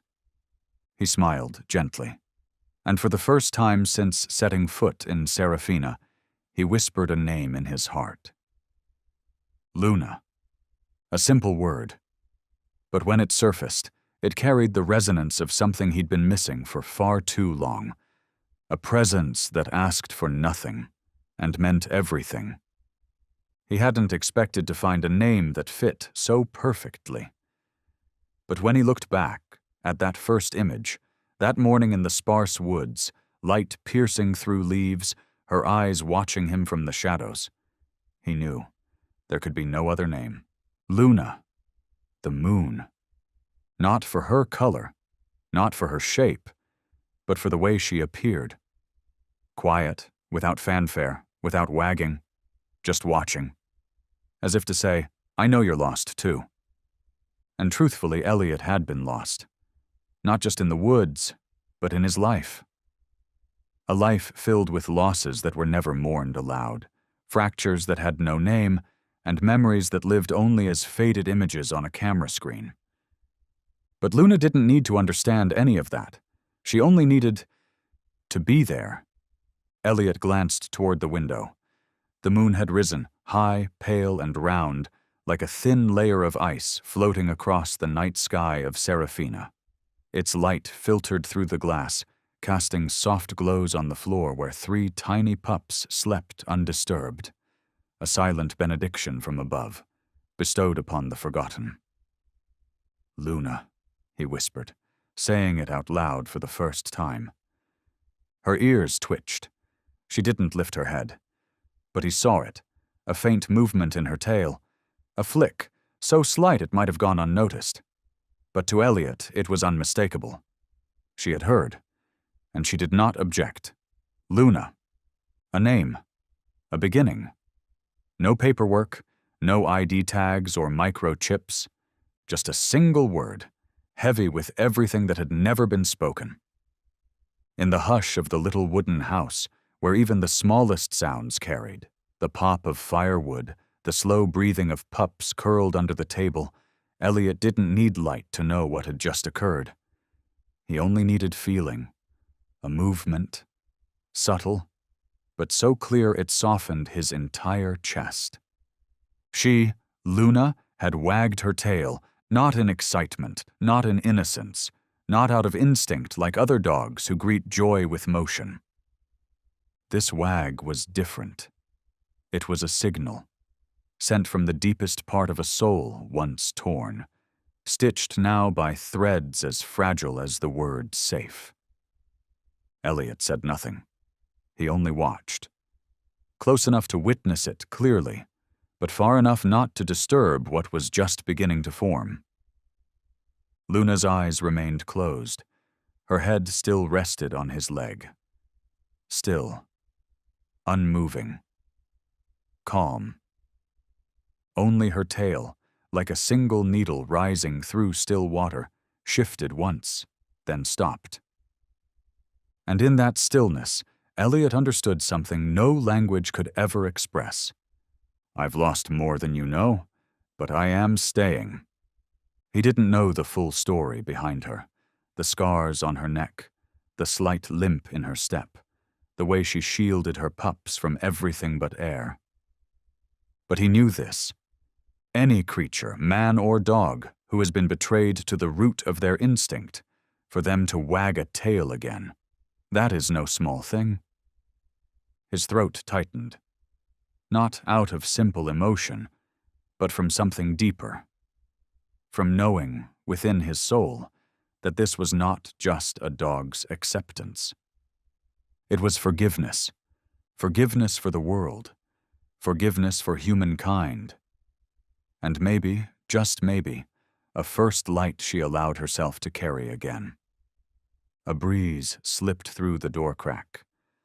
Moonlight painted patterns on the wooden floor like scattered silver flakes. And in that tender darkness, time seemed to stop, as if the universe had carved out space for a moment only they could touch. Perhaps. This is how family begins. Not with words, not with signatures, but with a wag of the tail. A small gesture, carrying the weight of an entire destiny. And from that night on, Elliot never thought of Luna as a stray mother. She had chosen her name. She had chosen whom to trust. And with a single silent wag of her tail, she had spoken more clearly than any language could. I'm here now. I'm not running anymore. Mornings in Serafina had changed since that day. They were no longer lonely footsteps on old stone paths, no longer the sound of a door creaking open just to let the wind fill an empty house. Now, Elliot woke to a different kind of sound, the rustling of three little creatures battling over an old wool slipper, the soft scratching of paws on wood, and sometimes faint, dreamy murmurs from the corner of the room, where Luna curled up, no longer on high alert. She still slept by the door, but not to guard against the world.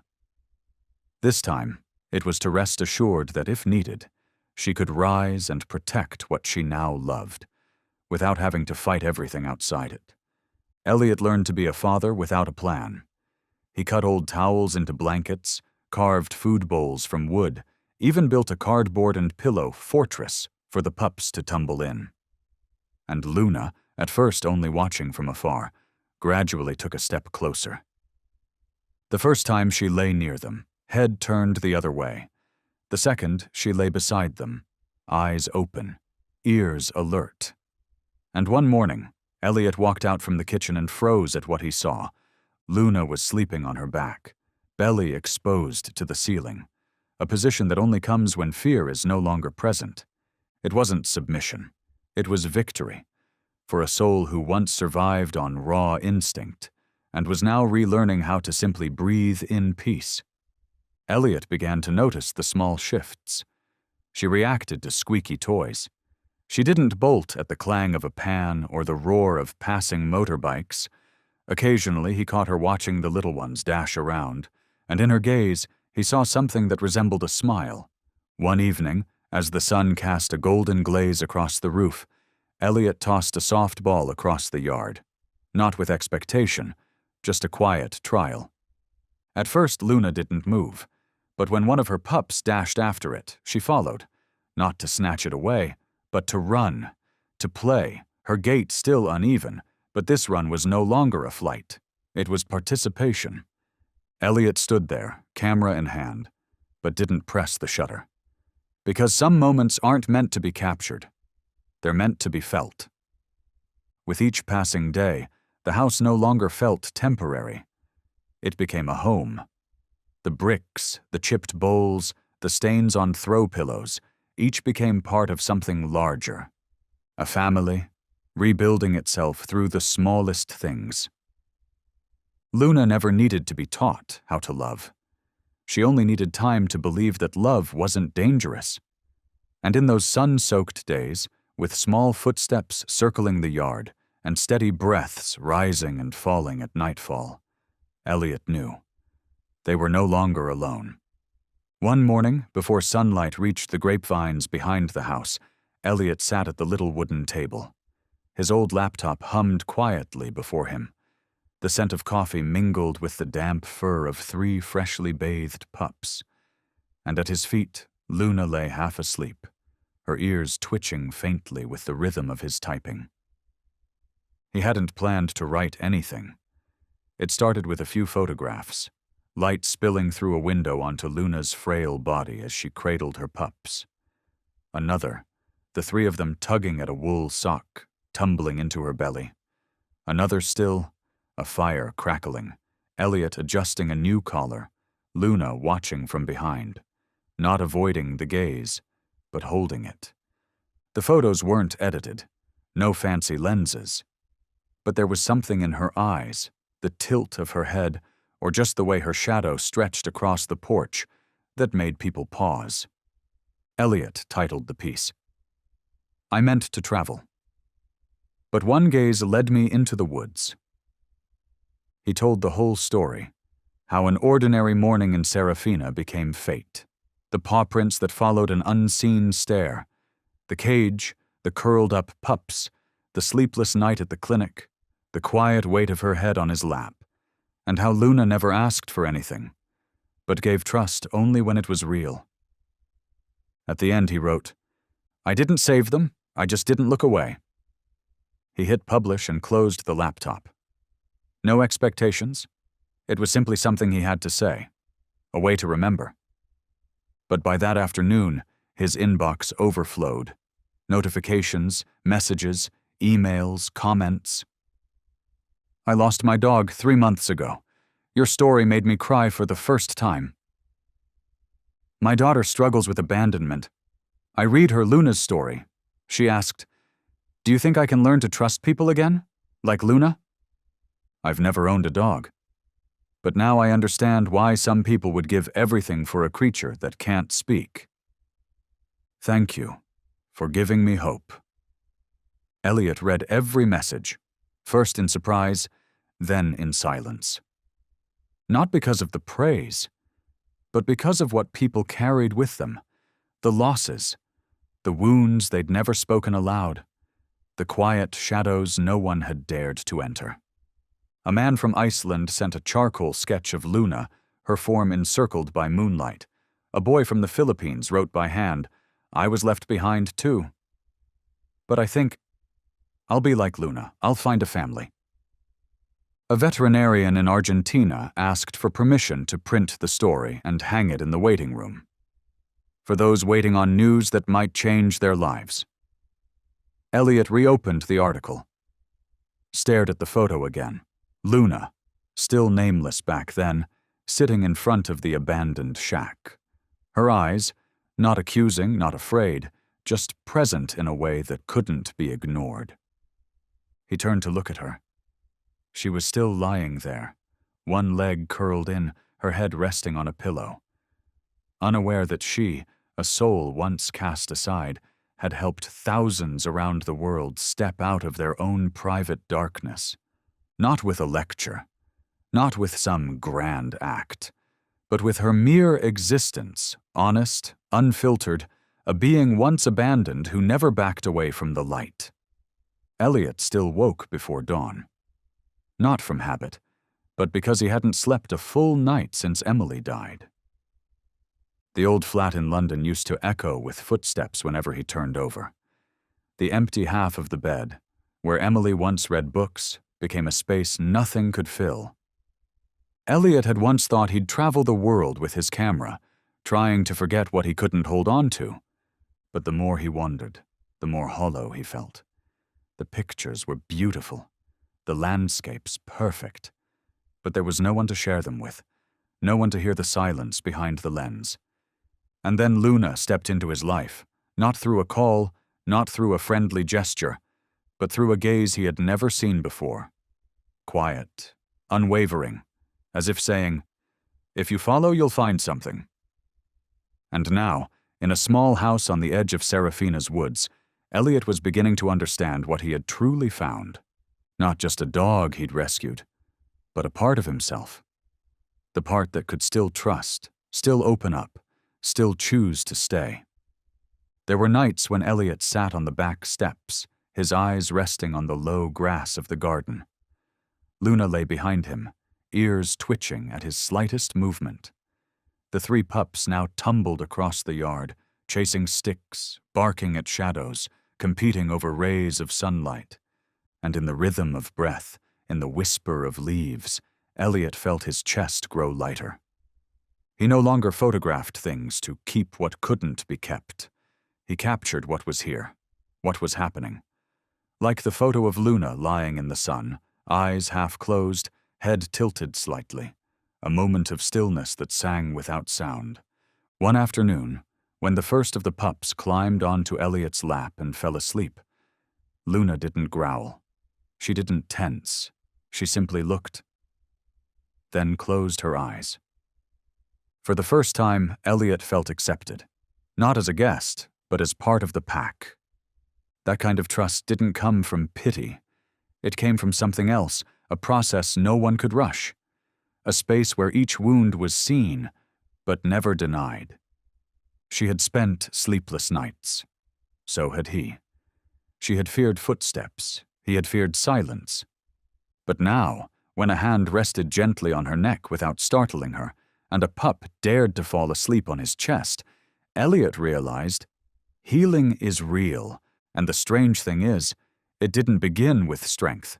It began with a fragile gaze in the forest, with a step taken in uncertainty, with one choice, not to turn away.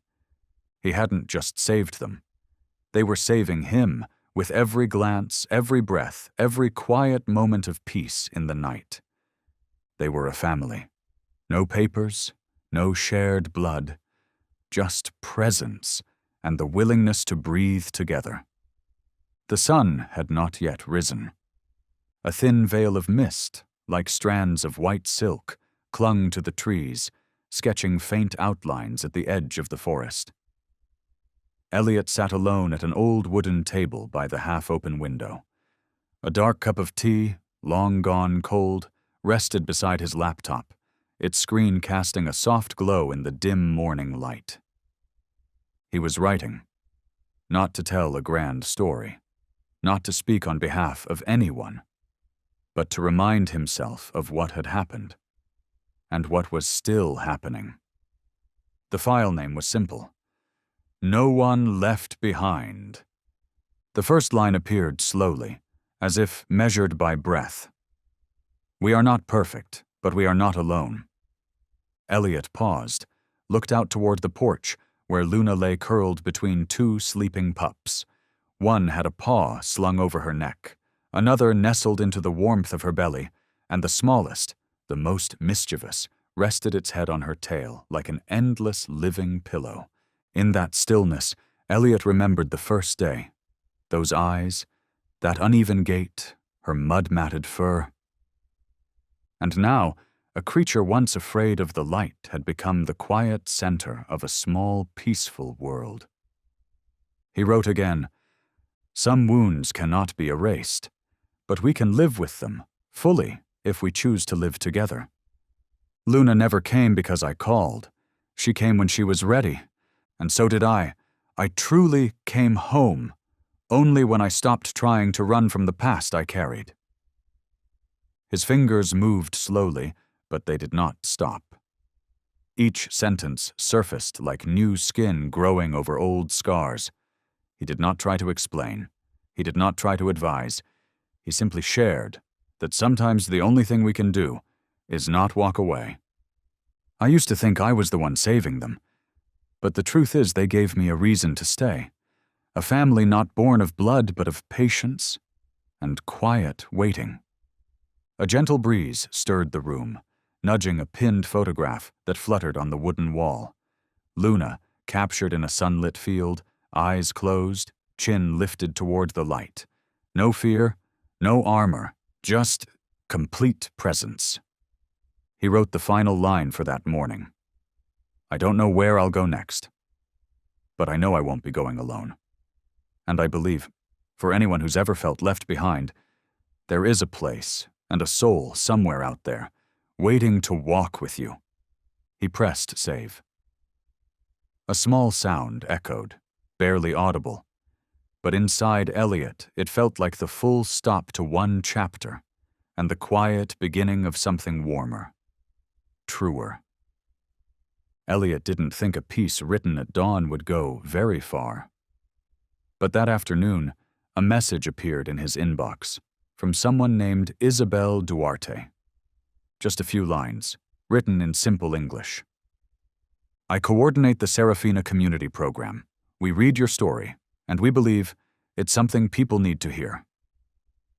Attached was a flyer, an invitation to an open sharing session held monthly at the village's old stone library, where locals gathered to speak of the moments that helped them keep believing in kindness. Elliot sat in silence before the screen. Sharing his story in front of strangers had never come easy. especially not when the story wasn't just about Luna, but about parts of himself he'd once tried to bury. That night, as the pups slept soundly and Luna curled beside the fireplace, Elliot stood before a mirror, invitation card in hand, printed on textured paper. The bold text at the top caught him off guard. Every creature walks a path, and sometimes we need to hear each other's stories to not lose our own way. He looked into his reflection. Not to find courage, but to acknowledge this. Some things only begin once they are spoken aloud. The following Saturday, Elliot stepped into the gray stone room at the village library. Wooden chairs formed a half circle. About 30 people had already taken their seats. No one looked the same. An elderly man with a cane, a few students clutching sketchbooks, a French couple traveling through town, and several others with small dogs nestled quietly in their laps. Luna didn't come. Elliot felt this first telling was something he needed to face alone. When he stepped onto the small wooden platform, the room fell completely still. No cameras, no spotlights, just soft daylight slanting through old window panes and faces that listened with their eyes. Elliot began with the simplest truth: that he came to Serafina just to take photographs, that he wasn't looking for anything, just trying to fill a quiet ache, and that everything changed because of one gaze. She didn't run to me. She didn't bark. She just looked. And with that look, I followed. He recounted the journey through the forest, the abandoned cabin, the sleepless night at the vet, the trembling hands wrapping tiny lives in a worn jacket, and the moment when a once abandoned dog rested her head on his lap, as if to say, "I choose to trust you again." Every time Elliot paused, the room seemed to pause with him. Some wiped their eyes. Some reached for the hand beside them. And others, even those who had just met him, nodded gently, as if something deep and old had just been understood. "I'm not a hero," Elliot said quietly. "I was just in the right place, at the right time, to not walk away." The room fell silent again, but this time with warmth. Someone asked from the crowd, "And how is Luna now?" Elliot smiled, a gentle smile, small, but enough to soften every heart present. "She's teaching me how to stay," he replied. "Not out of duty, but out of love."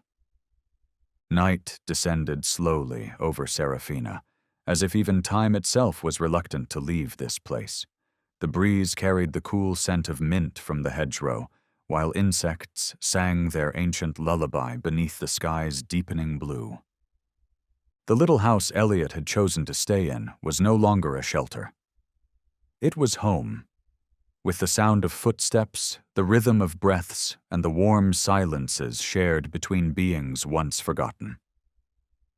In the garden, Luna was running, not the frantic run of an escape, but the joyful sprint of someone who had finally been given permission to feel free.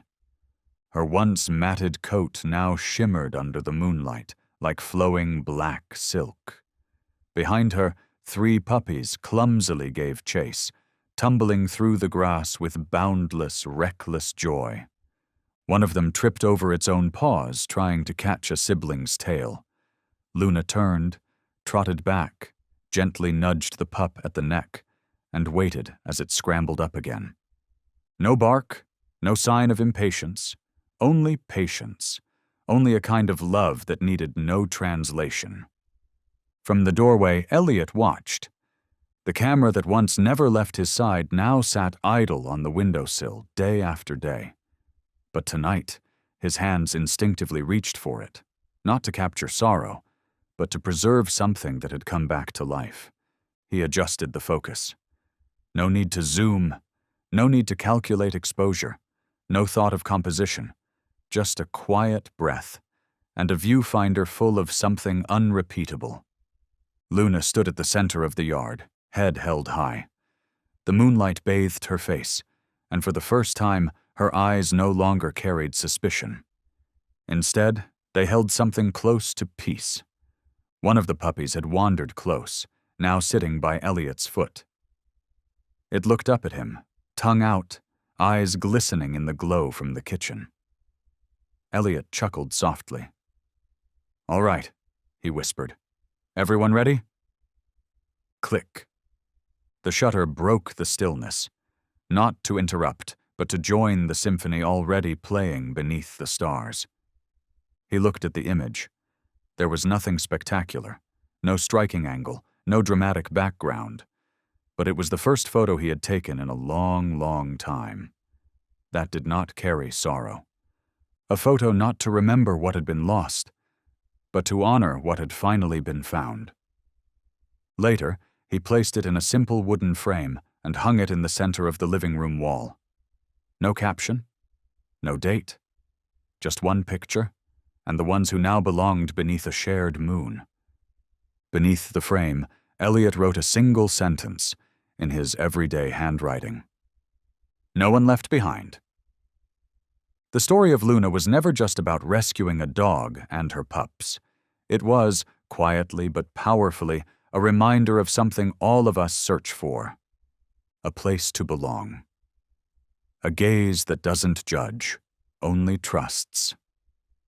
The German Shepherd, so often praised for strength, loyalty, and intelligence, had become, in Luna, something else entirely: a symbol of resilience, of silent souls that have been hurt, but never stop hoping. From a quiet glance in a deep forest, from a trembling but determined step, from the fragile breath of 3 newborn lives. This story reached into the hearts of those who heard it, reminding us that the connection between humans and animals does not need words, only presence. And if there is one truth that remains after all of this, it is this: no one left behind, no one forgotten, and sometimes the light we are searching for comes from the eyes that first found us in the dark.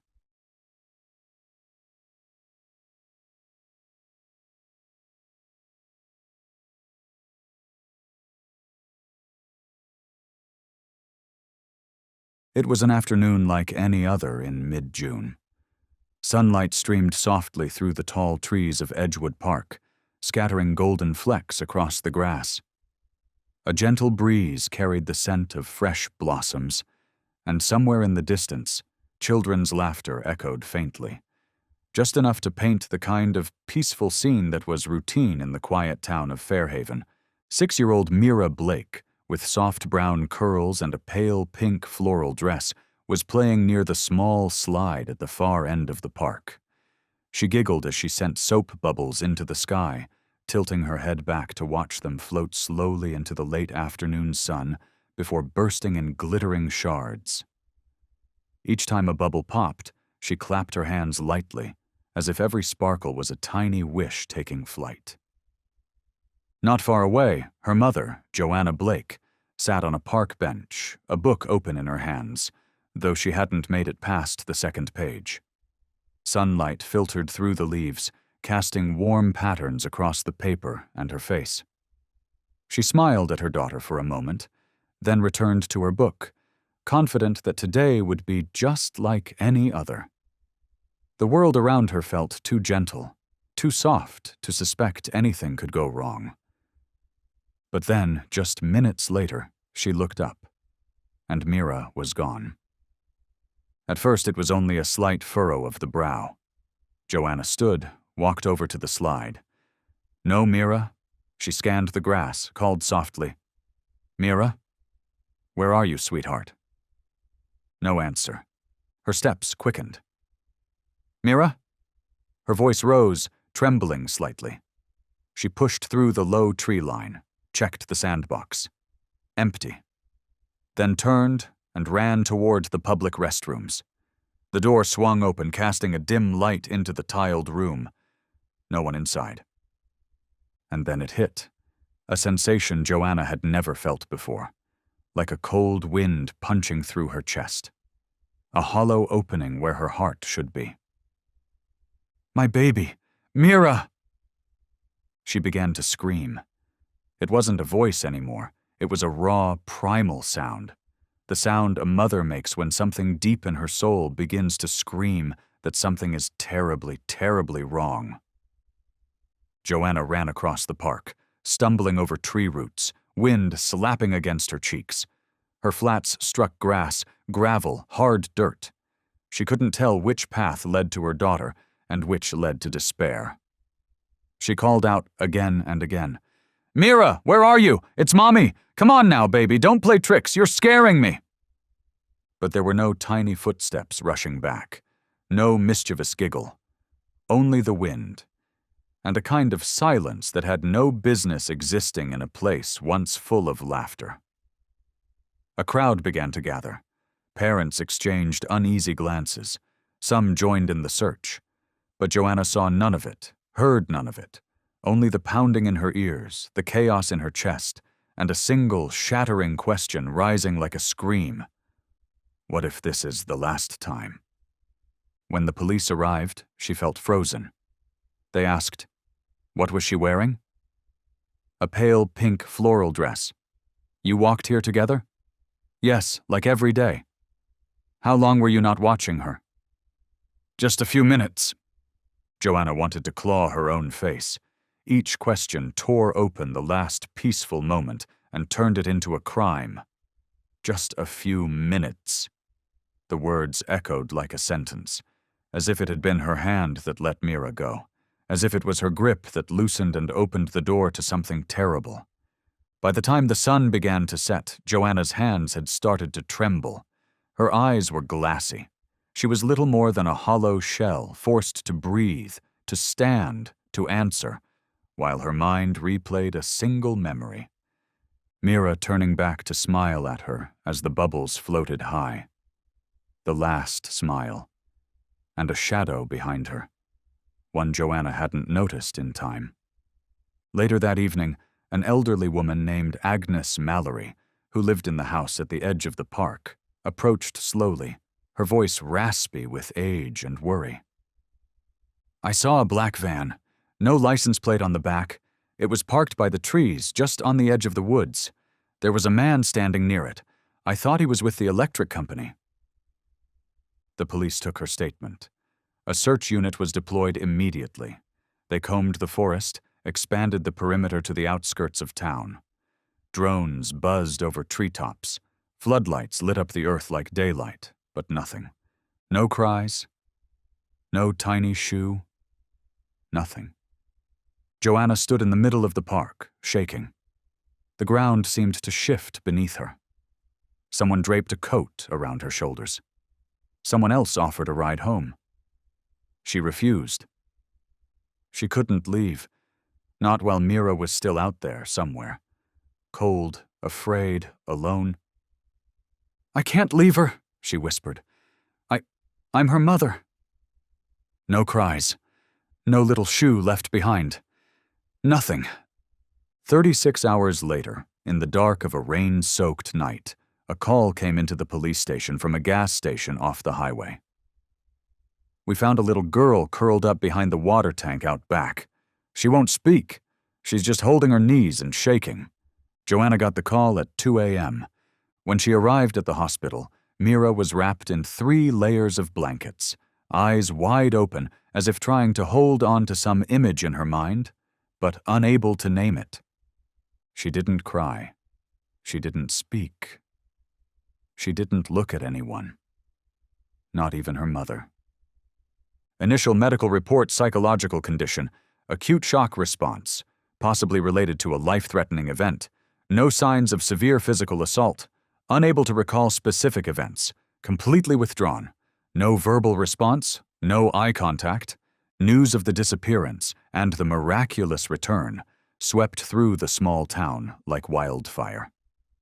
When traffic cameras in the area were reviewed, footage from Junction 6 at approximately 3:18 p.m. revealed a black van heading toward Maple Hollow Road, the direction of the gas station where Mira was found. The vehicle was traced to an old storage facility. The property belonged to a man named Lex Crane. 37 years old. freelance software developer, lived alone in a backstreet apartment. He was taken into custody after police found tire tracks at his residence that matched those at the scene. A gray hoodie resembling a witness description was discovered, and a dashboard camera with the memory card removed. But there was no DNA, no direct witnesses, no statement from Mira. At the station, Lex Crane sat calmly across the interrogation table. The overhead light reflected off the rimless glasses perched on his nose. "I don't know that girl. My rear plate was stolen last week. I filed for a replacement. You're chasing shadows from some rundown gas station." No fear, no anger, just emptiness. A chilling stillness that made investigator Reed Shaw jot a note in red ink in his notebook. Boxed affect, denial not immediate, no visible surprise, calm demeanor inconsistent with situation. But demeanor wasn't enough for a conviction, and Reed knew, without something more, something from Mira, the trial would collapse into farce. In a stark white hospital room, Mira remained silent. Joanna sat beside her daughter's bed, reading fairy tales as she did every night. But only her voice filled the air. No eyes met hers. When the nurse entered to check her vitals, Mira didn't move. But something small had changed. On the table, the blue crayon Joanna had left the day before had shifted slightly, a few inches at most, and on the blank page beside it, a faint curve, like the beginning of a circle left unfinished. Mira didn't speak, but something inside her was still moving, still trying to speak in its own way. Late that night, Joanna left the hospital to go home. Mira slept, or pretended to. Dim lights, a breeze crept through the door, the curtain swayed gently. The camera closed in on the drawing table, on the paper, a shape in pale blue, a van. Behind the van, the outline of a small hand. No captions, no narration, only an image, a fragment of memory. Trembling, like the fragile heart it came from. The drawing was discovered the next morning by a nurse changing the water by the window. No one knew exactly when Mira had drawn it, but the paper had been placed with care, as if she wanted someone to see. Sensing the smallest shift in her silence, the hospital psychologist proposed a new approach: emotional therapy through animal-assisted care, a method reserved for children deeply affected by trauma. Her case file was transferred to the Hopefield Center for Psychological Intervention, just a few blocks from the hospital. And that was where the name Cairo first appeared. Cairo wasn't like other therapy dogs. He was a former search and rescue canine, trained for joint civilian-military operations in the Rockies. Before being retired due to an injury to his left hind leg during a 6-day snow mission, Cairo had found 4 children alive beneath landslide wreckage. He was known for something no file could fully describe: his silence. Cairo had never been a happy dog. He didn't wag his tail to please. He didn't nuzzle into hands. He didn't respond to sweet voices. But when a command was issued, or when his gaze confirmed someone was in need, Cairo moved without hesitation. He was a dog raised in the sounds of collapsing walls, the cries of the trapped, and the quiet finality of those who never got to say goodbye. A dog who never barked, or more precisely, had been trained not to, for the sake of survival during a forest operation years ago. He was brought to Hopefield by Dr. Ava Marlowe, the only person who knew him well enough not to need a leash. They didn't introduce him to Mira right away. Instead, they let him observe, from behind the glass, during her first therapy session. Mira Blake, 6 years old, sat curled in a corner of the room, clutching the hem of her shirt. She did not look at anyone, did not respond to her name, did not nod, shake her head, or blink more than 3 times in a minute. The corner where she sat was cast almost entirely in shadow. despite sunlight pouring through the window. The room felt divided. One half held life. The other half belonged to a voice that once existed and had since been taken. Cairo watched. No bark, no step forward, just watched. That afternoon, Mira was brought to the quiet therapy room, a space designed for first, wordless contact with animals. The room was nearly bare. Gray carpeted floors, pale cream walls, a low cushion, a padded chair, and Cairo sitting in the far corner. Mira entered with a nurse. She stopped the moment she saw him. Her eyes widened. Her hands gripped her shirt by instinct. No one said a word. The nurse remained still. Cairo did not move. His ears stayed upright. His eyes never left hers. After a few seconds, or perhaps 1,000 heartbeats in the chest of the mother watching through the monitor, Mira took a step. No one dared to breathe too loudly. She took another step, and another, until she stood 1 meter away from him. Still, Cairo did not move. But something in his eyes softened, as if he had recognized something the rest of the world had missed. Mira lowered her head. She did not reach out like other children might, did not try to touch, did not try to call. Instead, she leaned in, slowly, then wrapped her tiny hand around the fabric at Cairo's neck, a worn strip of cloth faintly marked with faded letters. VX47, Unit Echo. No one understood why Mira chose to touch that spot. No one except Ava Marlowe, who had once said, "Cairo only lets someone get close when they understand. He doesn't need to be comforted. He needs to be touched where he was once forced into silence." And that was exactly what Mira had done, without knowing, as if 2 invisible wounds had found each other. That night, when Mira returned to her room, she didn't speak. But for the first time in many nights, she did not flinch when someone entered. She didn't shrink back when the nurse drew the curtains. And when Joanna sat beside her, Mira didn't turn away, as she usually did. She looked straight at her mother for a few seconds, then turned towards the door. In the hallway, Cairo was lying down, chin resting on his front paws. He hadn't moved for 3 hours. Later that evening, an emergency meeting was held in a small 3rd-floor office of the center. On the table was Mira Blake's therapy file. Across from it, a behavioral report on Cairo, stamped, for now, as unclassifiable. No one opened with explanations. Everyone had seen the footage. A child who didn't speak, a dog who didn't approach anyone.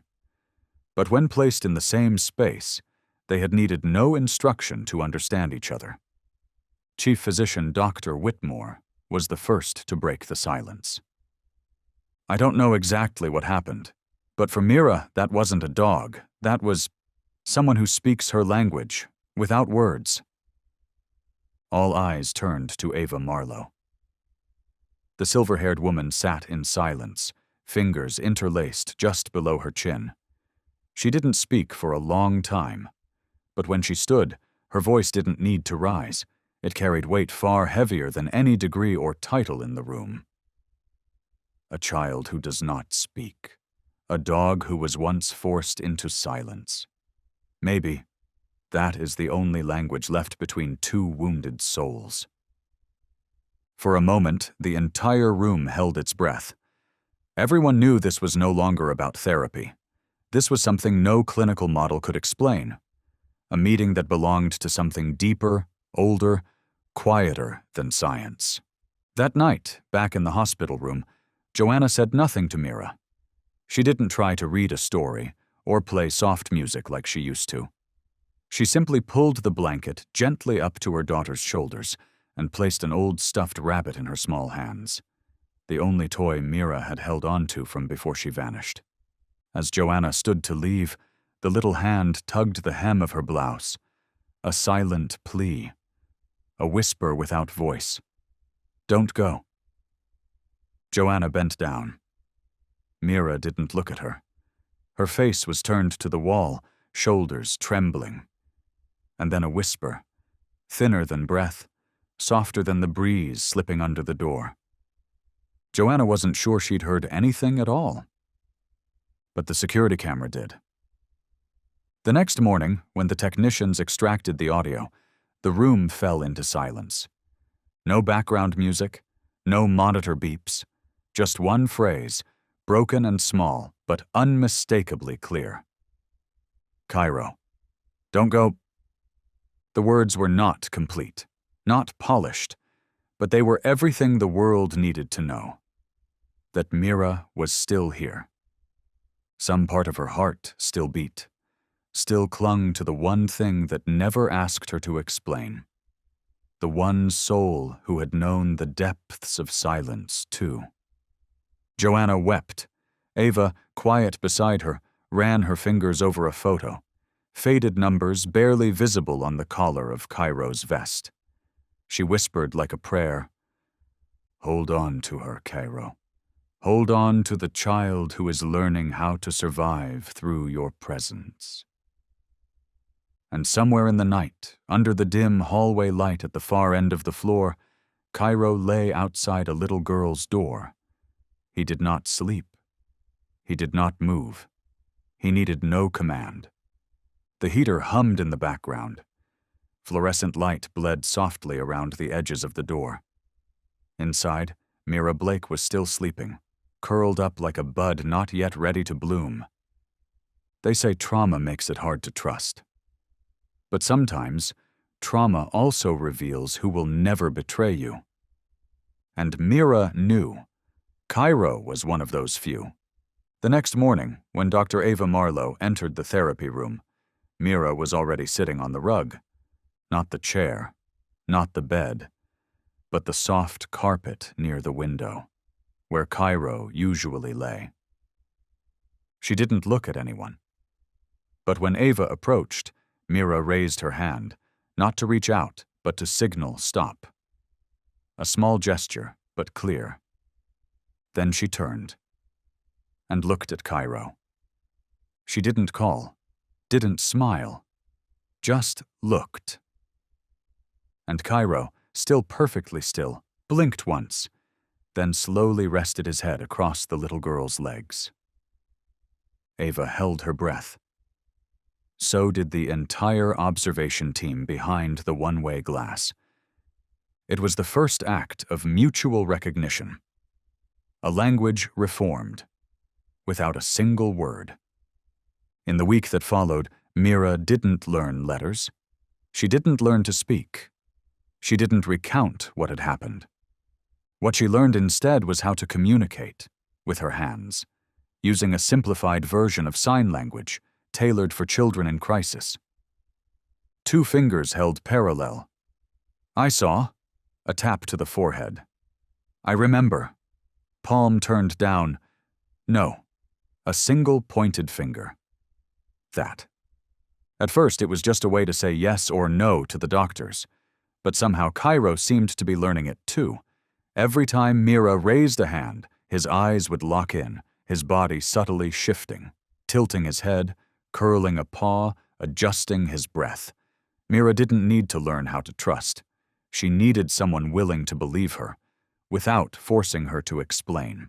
On Friday evening, FBI investigator Reed Shaw arrived at the center with an unusual request.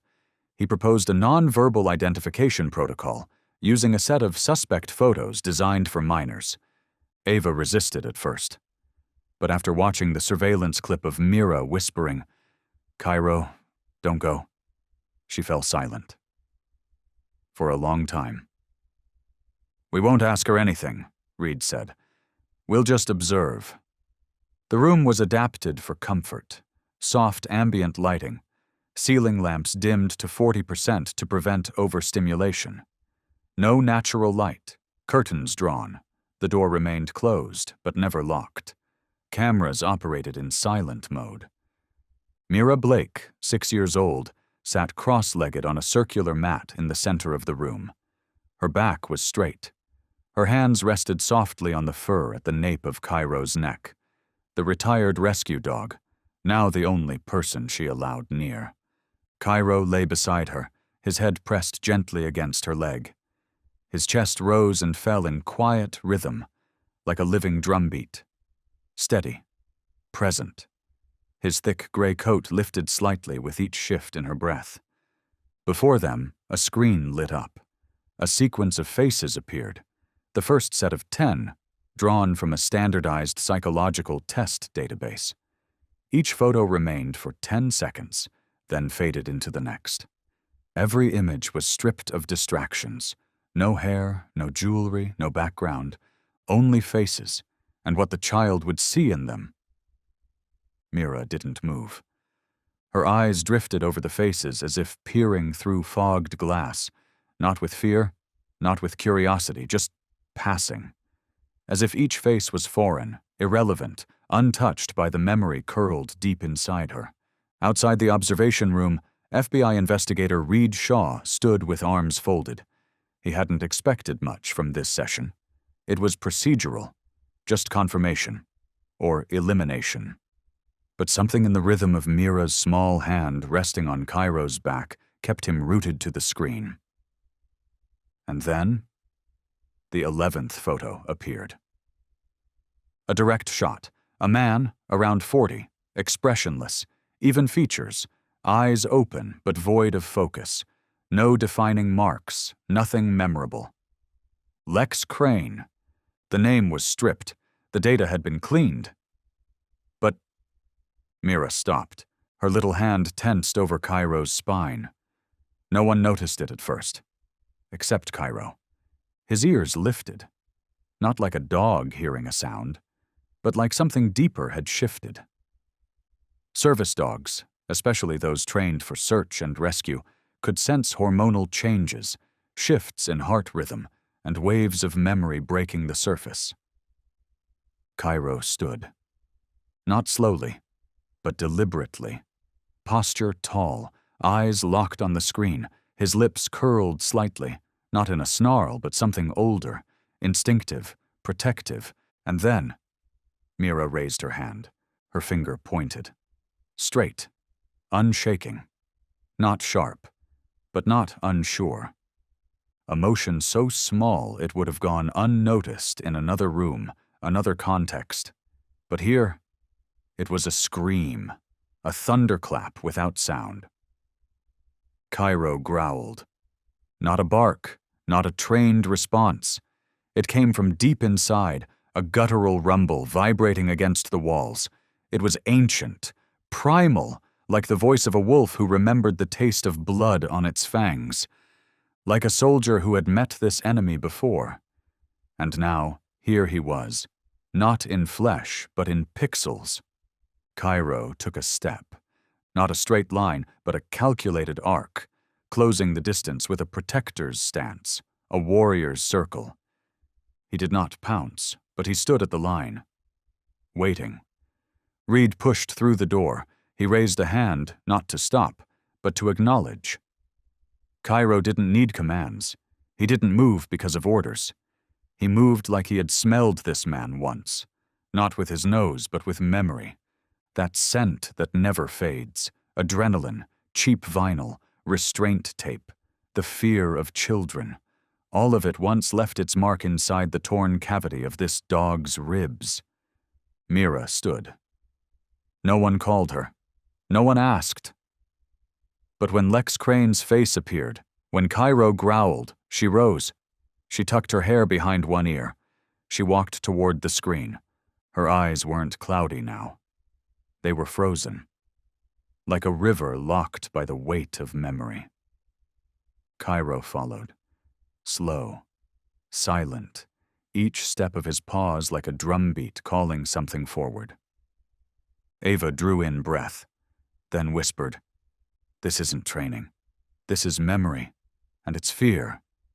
Shared." Reed left the center that night to file his report. He didn't wait for psychological confirmation. A child's pointed finger and a war dog's growl meant more than any trembling testimony. Back in his makeshift office at Hopefield, Reed opened a sealed case file from 2021. a data loss incident in the K9 Joint Operations System. A list of dogs erased during a transition to private care. Cairo had been listed in that system. Lex Crane had once served as a field coordinator for civilian military rescue zones. He had been cleared in a case involving missing children. The file had been closed. That night, Mira didn't sleep. She sat by the window, her head resting on Cairo's side. Moonlight painted two silhouettes, one large, one small, completely still. Joanna sat a meter away. She didn't intervene. Ava, watching through the monitor, wrote a single line in Mira's file. This child has spoken, not in words, but in memory, confirmed, by another soul once forced into silence. The words had barely dried on the page before they became something more. Quiet ink, with a voice that would carry far. All the way to the top floor of the Fairhaven County Courthouse, where a dark wooden door had remained closed the entire afternoon. Inside, Judge Silas Granger sat upright behind his walnut desk. He did not lean. He did not rest. His robe was still crisp, though the day was long. Before him lay a file, nearly 500 pages thick, the case of Mira Blake, age 6, a victim in what the press had begun calling the disappearance into silence. He didn't read every line. He had done that in the morning. Now there was only one document left, one motion unlike anything in his 30-year career on the bench.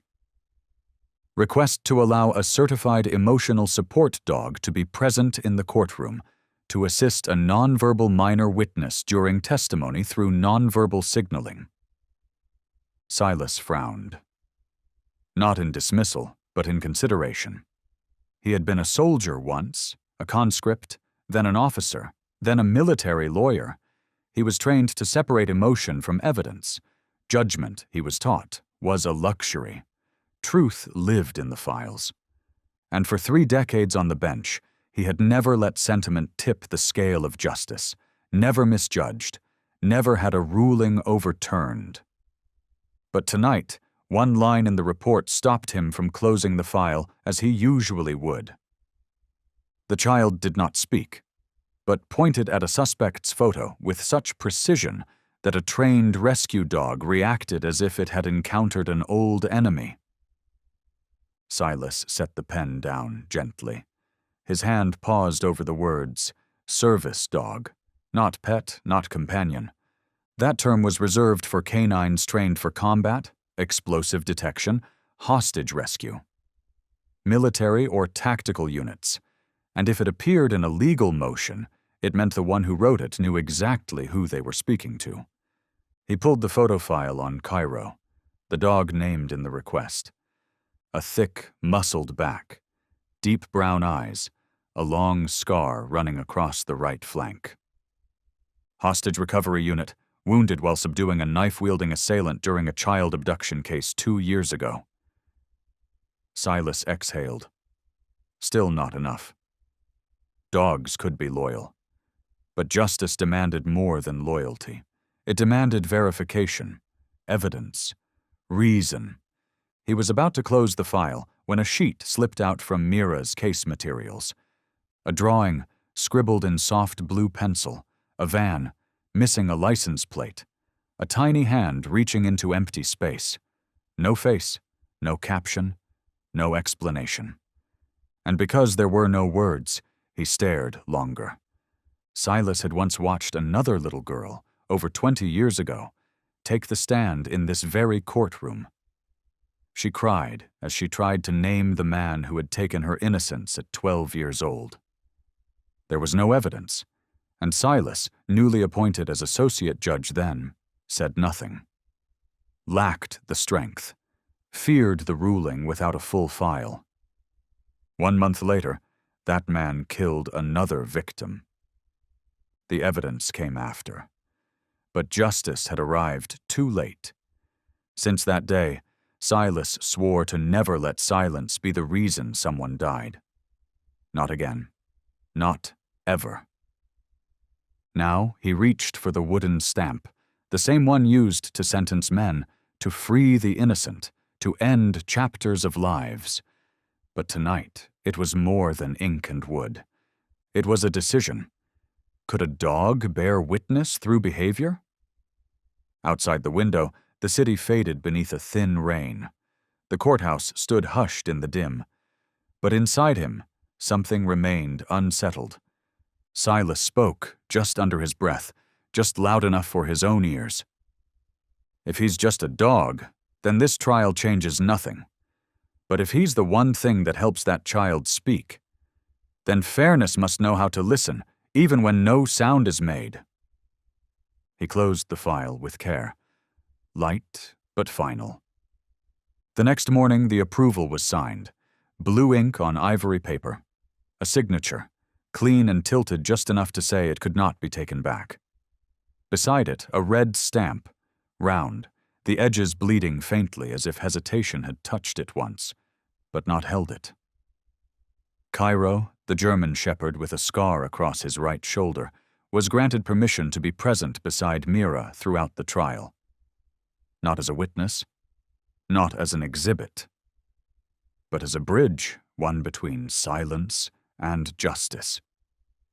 On the first day of trial, the air inside the courtroom was heavy, like steam before a storm, every seat filled, the aisles lined like rush-hour subway corridors. Outside, reporters clustered behind fences and tripods. Inside, the tension hung like fog. Suspicion, curiosity, sympathy, all wrapped in one headline. The girl didn't speak, the dog growled. Silas stood behind the bulletproof glass of the judge's bench, the highest point in the room.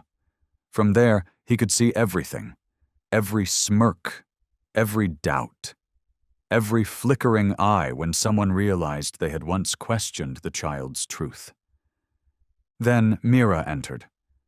No whispers, no murmurs, just one small step, then another. Soft, slow, centered between two adults. To her left was her mother, a hand always half outstretched. To her right, Dr. Ava Marlowe, the therapist whose gaze had never once left her. But Mira held no one's hand. She gripped the leash, both hands wrapped around it, tight, like she was holding her own heartbeat. And the one who guided her forward was not her mother, not the expert. It was Cairo, an aging dog, moving slow, heavy, but with purpose, a creature who had seen humanity at its worst and still chose to stay. As they neared the witness stand, Mira faltered. It was clear, a reflex. She didn't turn back, didn't retreat. She just paused, shoulders trembling, her hands clenched tighter, feet uncertain. Silas leaned forward. He had seen hundreds of children take the stand. Some screamed, some froze, some smiled too brightly, pretending nothing happened. But never what he saw next. Cairo stopped. No cue, no signal. He simply stopped, the moment Mira did. He didn't look at her, didn't turn, but his body sank slightly, as if saying, "We can slow down if you need to." One step, then another, just half a pace behind her. Every time Mira shivered, Cairo lowered himself a little more. Not to lead, but to walk with her. When they reached the mark on the polished wooden floor, he stopped completely. No sideways glance, no gaze to the chandelier, no flinch at the weight of hundreds watching. He stood guard, still, present, silent. And that silence spoke louder than anything in the room. Cairo did not bark, did not fidget, did not seek reassurance or reward. He simply sat down beside Mira's feet, as if he had always been there, as if the space between them had never been anything but his home, as if the silence in her chest had always been mirrored in his own. Judge Silas Granger gripped the armrest of his bench with fingers that had once held military rank, once passed judgment over lives, and now trembled, not from uncertainty, but from the weight of something he had no name for. He had never been a man of sentimental speeches or lofty ideals. He didn't believe in courtroom theater. But he knew, with the sharpness of someone who had watched too many lies bloom behind too many polished smiles, that some moments were not learned, not scripted, not performed. In that moment, he witnessed something that his legal mind could not explain, something that bypassed precedent and statute and theory. A dog who had not moved because of a command, but because of empathy. A child who had not spoken, but had been understood. And a courtroom that, for the first time in over 30 years, had received a testimony not with sound, but with presence. When he opened the trial, his voice rang out with the same formality as always, the words as steady and familiar as the floor beneath their feet. The court is now in session. All rise. But when Mira stepped forward and took her place on the witness stand, his eyes, aged, clear, and accustomed to recognizing deception, did not rest on the girl. They rested on Cairo. The dog did not scan the room. He did not sniff the floor. He was not unsettled by the flash of cameras or the murmurs from the gallery. He only looked directly, unwaveringly, at Lex Crane, exactly as Ava Marlowe had described. At the end of that first hearing, once the formalities had concluded and the room had emptied of whispers and shifting chairs, Silas Granger remained seated, alone beneath the dimming lights of the courtroom. On the table before him lay Mira's latest drawing. This time the same van appeared, as before. But now behind the small, reaching hand, there was a shadow. Four-legged, featureless, unnamed, no fur, no face. But he knew, and in his private notebook, kept in a drawer no one else touched, he wrote, in pen that moved slower than usual, "Justice at times does not arrive in a statement. It arrives in a growl, timed to the beat of truth, and in a gaze too clear to need translation." The courtroom was not loud. It was not the dramatic stage the media had imagined. There were no gasps, no chants, no banners raised in outrage. There was only silence, long, drawn like a single trembling thread stretched taut between justice and doubt. Lex Crane sat with his chin slightly lifted, lips pressed together, his pale gray shirt ironed to perfection, its crispness giving him an air of detachment, of someone who had already rehearsed every possible version of the story. His index finger tapped rhythmically on the wooden table, not nervous, not anxious, but with the quiet arrogance of a man who still believed the room did not have enough to hold him accountable.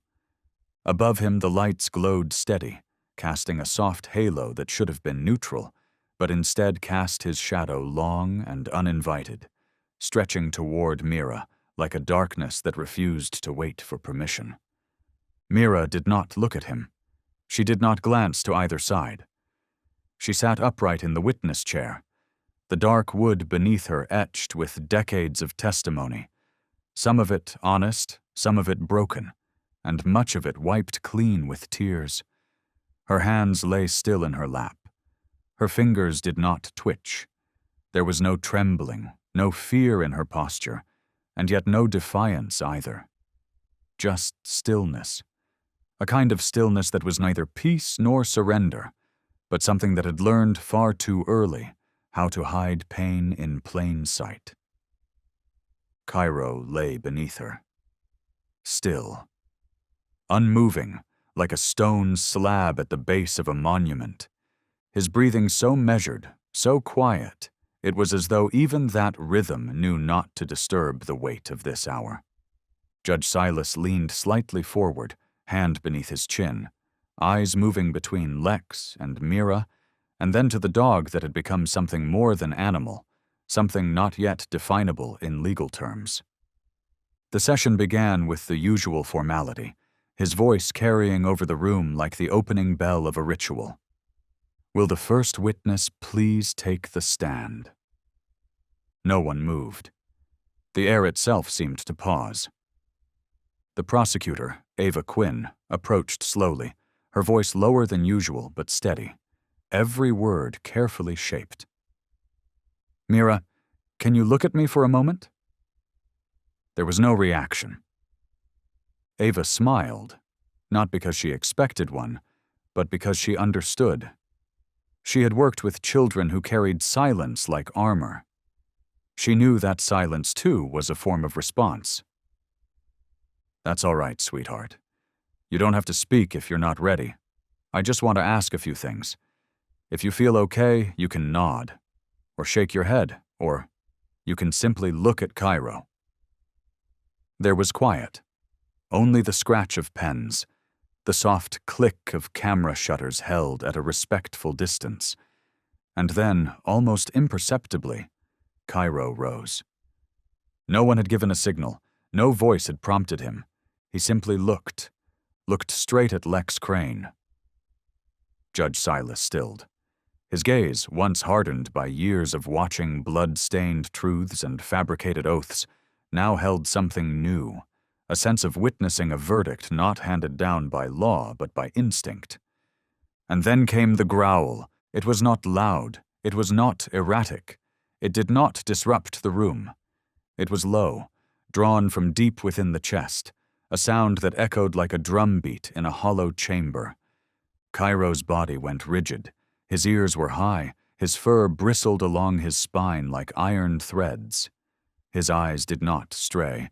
They were locked on Lex, not with the randomness of a startled animal, but with the fixed certainty of recognition. Silas stood, not from fear, but because something ancient had just awakened in this polished courtroom, something older than law, older than rules. Instinct. Lex Crane stiffened, for a fraction of a second. He turned away, but it was too late. Everyone had seen it. The slight clench of his jaw, the hard swallow in his throat. He spoke, at last. "I object. The dog's behavior is disturbing. This court cannot proceed under such conditions." Ava did not respond. She only placed her hand gently on Cairo's back. He did not break his gaze. Silas raised his hand. "Objection noted. But I do not see this animal attacking or disrupting the court. He is merely reacting, and I want to understand why." Again, silence fell, a second silence, deeper than the first. No one dared to speak. No one moved. Silas slowly returned to his seat, scribbled something into his notebook. He did not question Mira. He did not turn to Ava. He asked himself, is it possible that there exists a memory only a dog can carry? And if that is true, do we allow it to testify? The courtroom was wound tight, the tension wrapped like twine and suspended just beneath the ceiling. A single breath too sharp could snap it. Lex Crane sat back down, his fingers no longer tapping, his spine no longer relaxed, his face still neutral. But something had shifted.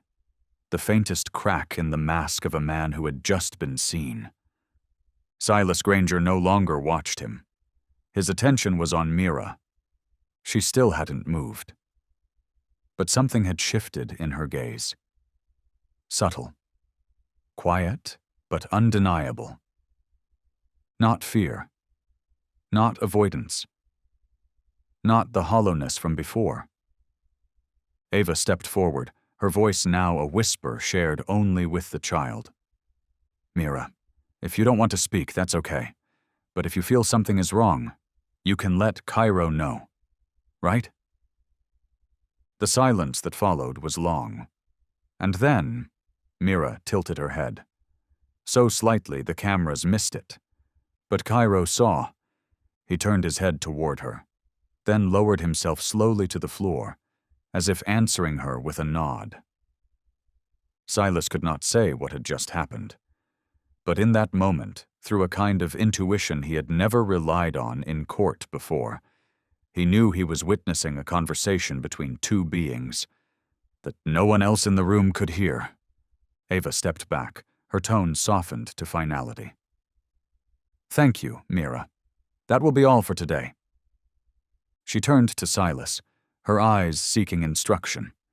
He nodded once, the movement slow, measured, as if it carried the weight of more than just routine. "The court will recess for 10 minutes. The sound of the wooden gavel striking the block echoed through the room, not like a demand for silence or a signal for control, but rather like a shared exhale, a single moment of release granted to everyone present who had, in their own way, been holding their breath for far too long. But Silas Granger did not return to his chambers immediately. Instead, he walked slowly down the second-floor hallway, a corridor that only those with special green clearance badges were allowed to access, where the aged marble tiles beneath his shoes let out soft clicks, each footstep echoing like the ticking of a clock that had decided to slow itself for reasons it did not need to explain. He came to a stop beside the gray stone balustrade, where the morning light filtered gently through the dome of the courthouse, and through the slightly clouded window he could see the courtyard below, where a group of schoolchildren passed by with the easy, unthinking joy of those who have not yet had anything taken from them. They jostled each other good-naturedly, their jackets swaying as they laughed and shouted, crowding around a food cart operated by a street vendor in a red cap, and when one dropped a notebook, another burst out laughing, then quickly bent down to pick it up. Children still intact.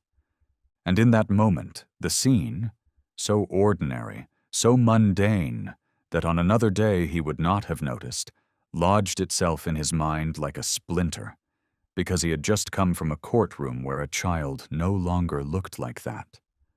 Mira Blake, 6 years old. A face that had once held a wide and unfiltered smile, now frozen as if joy had become something unreachable, something unsafe.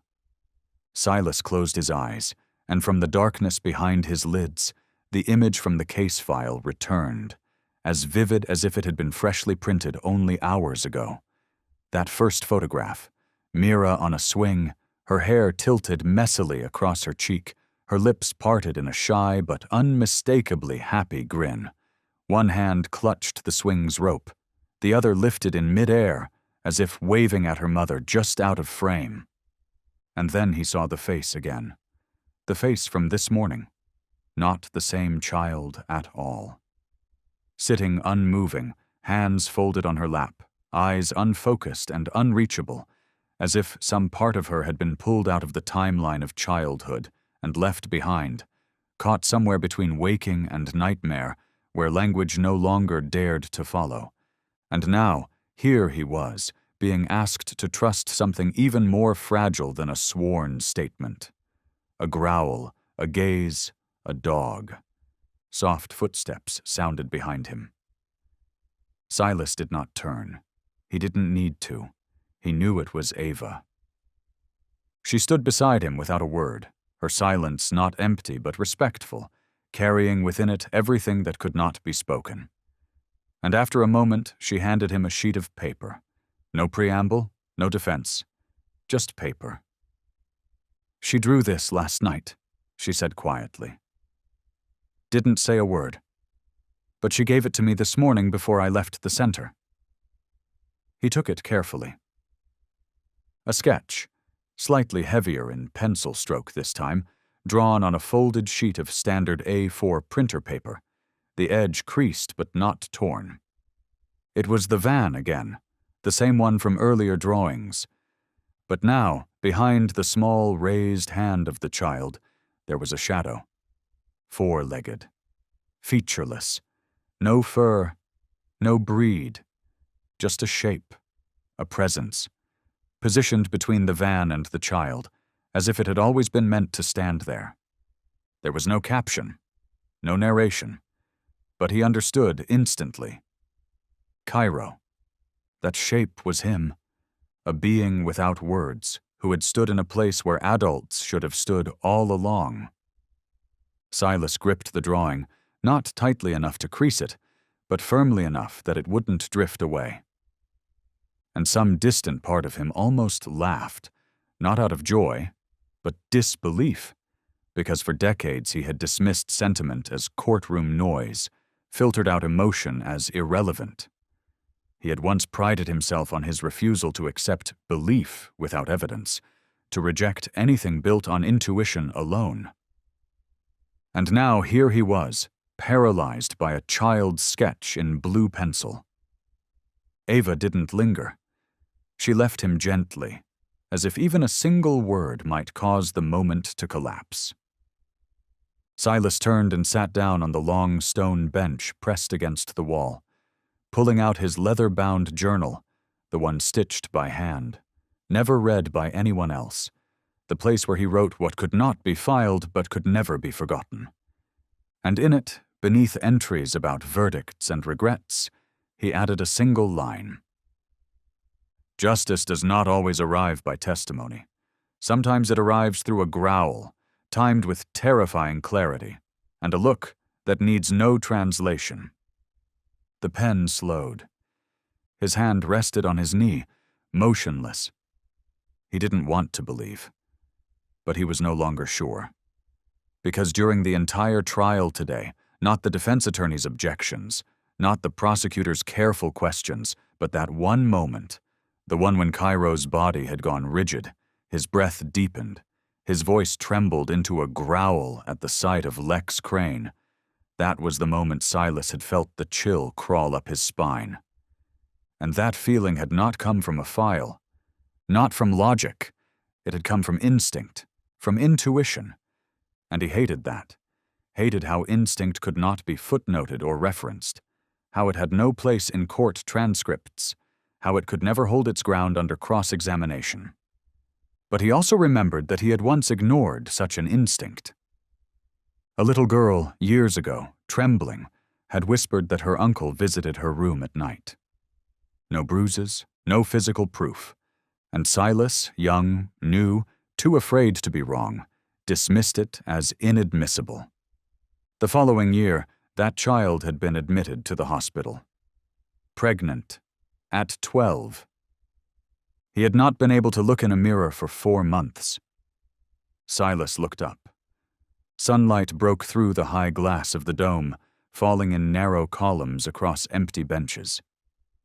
The trial was still in session. Mira had still not spoken. But slowly he was beginning to understand. Maybe the point was not to make her speak. Maybe the point was to teach the adults how to listen. And if that method came in the form of a dog who slowed his step when she hesitated, who stared unblinking at the man she could not point to, then maybe, just maybe, it was time to revise the very definition of acceptable testimony. Because justice is not built solely on paper. It is built on courage, and sometimes that courage comes from those who cannot lie. Cairo could not speak, yet he always knew exactly where to stand, not by command, not by expectation, but by instinct that ran deeper than training. He did not know how to write reports, did not know the language of courtrooms or procedures, but he knew how to growl when it mattered most. He could not raise his paw to ask permission, but he knew, without hesitation, which space needed guarding, which presence needed shielding, and which moments needed remembering, even if all he had was one growl to give. Reed Shaw sat with the copy of Judge Granger's handwritten note resting on the desk before him. A simple page, the first in the confidential packet delivered to his office that morning, yet the words on it had stopped him cold, as if they'd carried the gravity of something far older than the ink they were written in. The note wasn't long. It wasn't poetic. But for a man who had spent 15 years following the footprints of predators, who had learned to recognize patterns in silence and cruelty long before evidence was laid bare, it was enough to bring him to a full and final pause. He lifted his eyes to the wide pane of glass in his office, where the pale April sun brushed quietly against the shoulders of gray buildings, chimneys casting blurred silhouettes into the morning mist. And yet behind that calm, behind the illusion of peace that cities wore so convincingly in the early hours, he felt it. A presence, not loud, not reckless, but moving still, a shadow shaped like a man who knew how to walk without ever being seen. It didn't scream. It didn't stalk in the traditional sense. It moved through closed files and unchecked corners, under names that didn't linger, through incidents no one thought to link. And now, as Reed traced his finger down a list of cases once considered isolated, he saw it had passed this way before, not once, but again and again. 4 disappearances in 18 months, all victims under 10, all vanished within a block of home. No physical evidence, no calls for help. And, tragically, no one, not even within the ranks of his own department, had thought these events were connected. Not until the dog growled. Reed reopened every case file, one by one. His monitor lit with streams of data, names, dates, locations, incident codes, the screen changing rapidly, clinically, with the same cold detachment that had allowed entire cases to be archived without conclusion. It was the language of bureaucracy. Fast, efficient, and utterly emotionless. But Reed wasn't that kind of agent. Not anymore. He had seen too much. The man who had once sat stone-faced across from a father who spent 3 nights digging in the woods with his bare hands to find a daughter who would never be whole again, no longer believed in the safety of unrelated events. He pulled up the Maple Heights disappearance, 9 months earlier, a girl named Ivy Barrett lost on her way home from school. A quiet neighborhood. No gate cameras, no eyewitnesses. And after 48 fruitless hours, the case was marked open, which Reed knew was just a quiet way to say forgotten. And in the final page of that forgotten file, near the bottom, he found the name, Lex Crane. A note barely 3 lines long. Seen in proximity to the area approximately 30 minutes prior to estimated disappearance. Pushed to the margin. Filed beneath the conclusion. No sufficient correlation. Reed's jaw tightened. He clicked the note, expanding it. The metadata said it hadn't been accessed since the week the case closed. A witness had claimed to see a man near a black van, smoking, but couldn't recall his face. Couldn't be sure it wasn't imagination.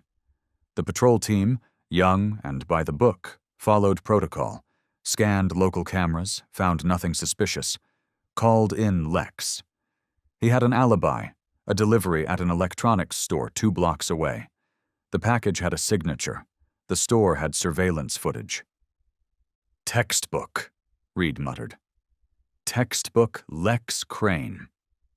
Leave no trail, yet always appear reasonable. He opened the Federal Vehicle Registry, searching for data on civil transport registration. A 2008 Chevy van. Black, no primary plate, only a secondary tag wedged behind the rear window. The registration listed a business name.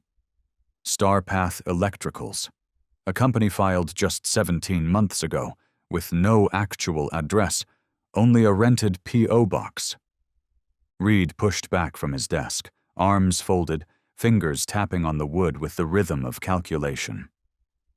He had seen this architecture before, layered identities, one shell masking another, a fake company to buy the vehicle, a burner account to receive funds, a third-party rental agreement for housing.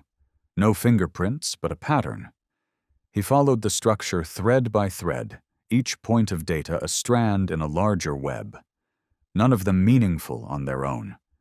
But when placed side by side, they told the story of a system, of someone who didn't act on impulse, but by design. He reopened the map. First Maple Heights, then Westfield, then Fairfield, different seasons, different names, but all within a zone that had recorded traces, faint but present, of the van's GPS signal. He toggled the timeline overlay, watching as the system plotted the van's paths. And what appeared on the screen made him freeze. Same vehicle, same sequence, never the same time of day, never the same street twice. A traveling pattern designed not to be a pattern, every path offset by a few blocks, every stop repositioned just slightly, a precision too perfect to be accidental. Reed swallowed hard. This wasn't coincidence. This wasn't a predator acting on impulse. This was someone who had tested, someone who had learned, someone who had grown better at hiding with each attempt. He pulled up footage from the most recent case, Magnolia intersection just outside town. The video was poor. The day had been overcast. Faces were blurred. Details smeared with motion, blur, and shadow. But he persisted, adjusting contrast, isolating frames, enhancing light balance until frame 14-12-08. A black van, parked at the curb, just outside a small house bordering the woods, unremarkable until he saw it. The secondary plate, reflective, mounted unevenly behind the back glass, a subtle slant, a non-standard angle, a mistake, but a useful one. The kind of slip a man like Lex Crane rarely made, but still made. Once. Reed sat up straight. He zoomed in. The house beside the van, an old wooden structure, boarded windows, paint peeling.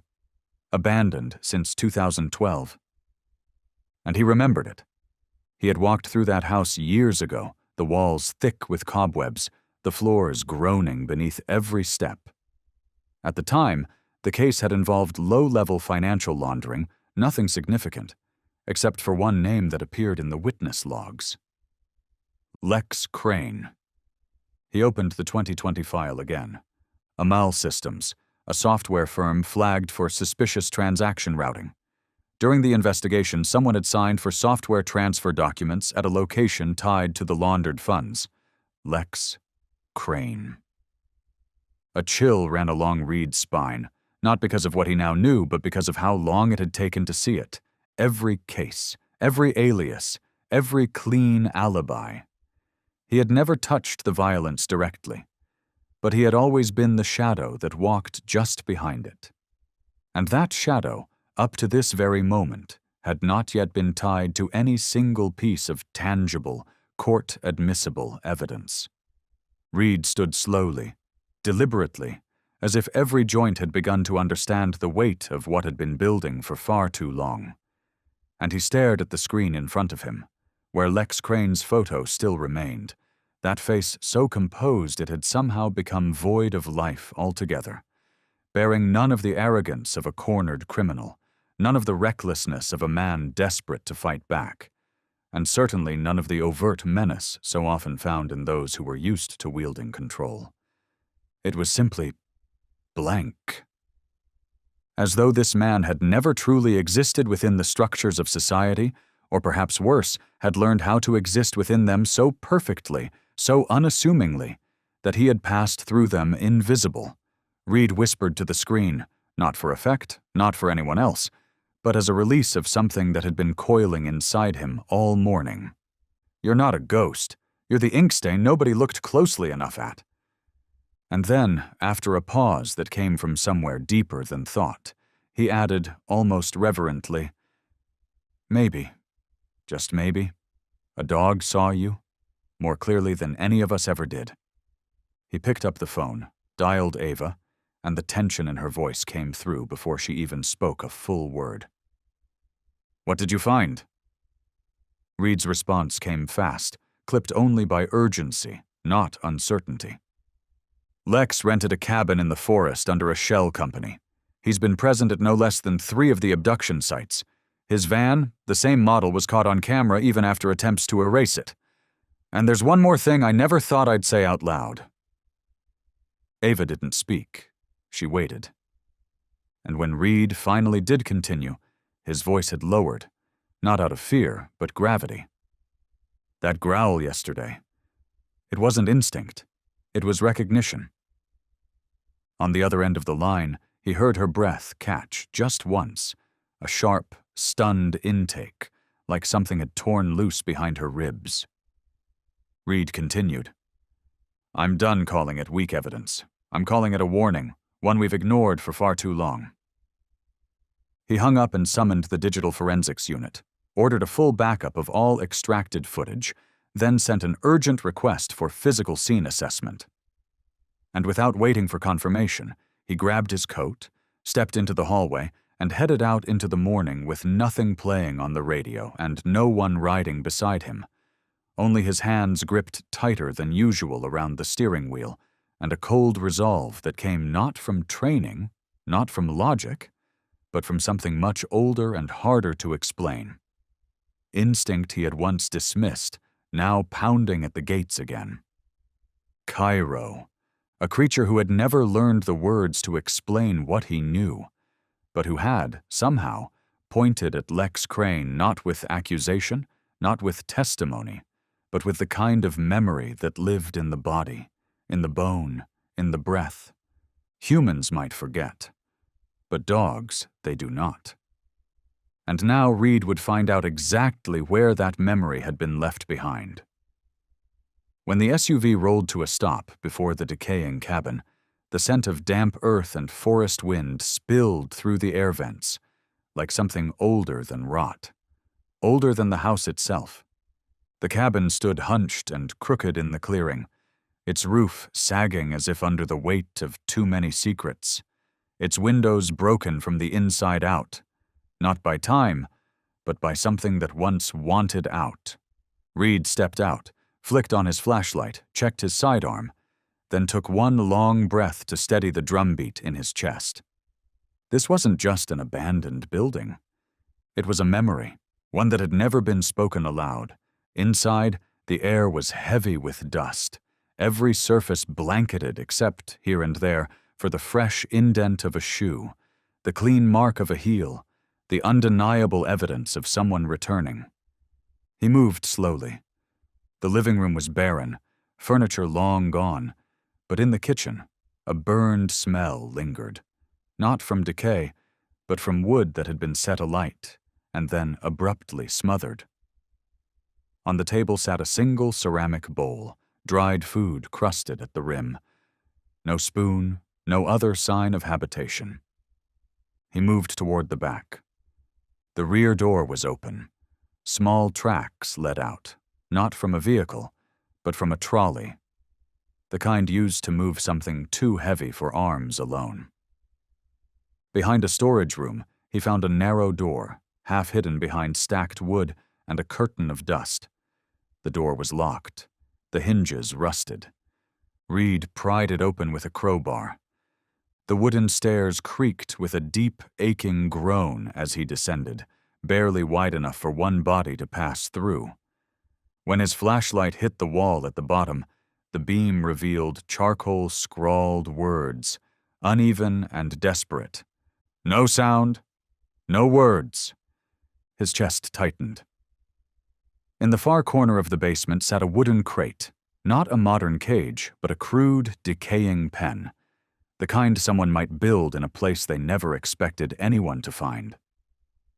On the floor, beside a broken rung, lay a small pink scarf, wrinkled, stained, but still embroidered with a delicate rabbit.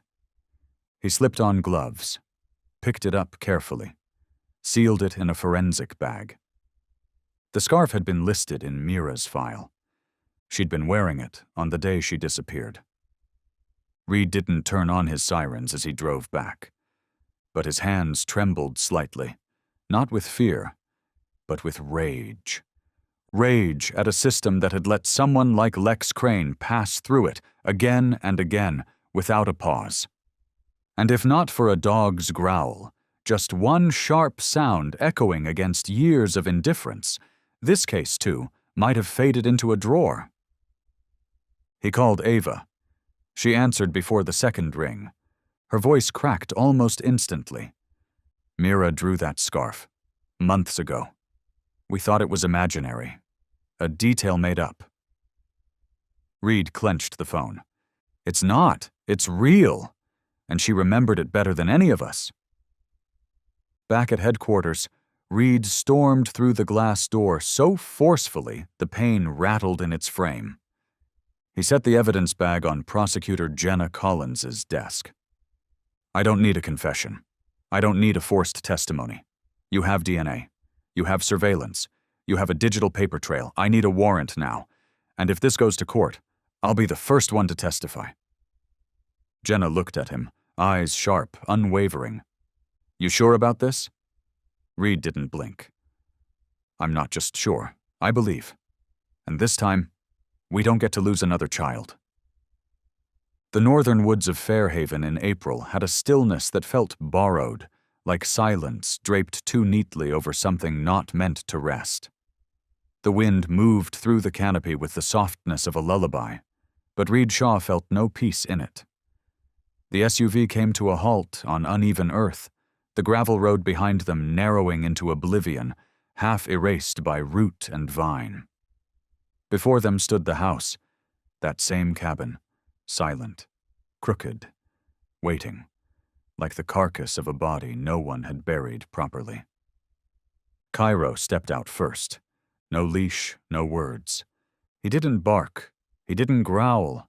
He simply stood there, staring at the house, head tilted slightly upward, as if trying to find, in the scent hanging in the wind, a trace of the memory that once lived beneath his skin. Reed pulled his jacket tighter, the forest air colder than expected, sharper. He checked his weapon, switched on his flashlight, and gave the nod. Let's move. The front door moaned as it opened, hinges giving way with a sound that felt too human to be just metal. The air inside hit them like a wave, not the smell of dust and time, but something worse, old gasoline, melted plastic, singed nylon. Reed held his breath. The ceiling was low. The walls pressed close. And the house felt, utterly and completely, like it had been built to trap screams no one had ever heard. Light spilled in through the only fractured seam of the broken roof, a pale ribbon of sunlight slicing diagonally across the ceiling before vanishing into the layered dust that hung like forgotten breath.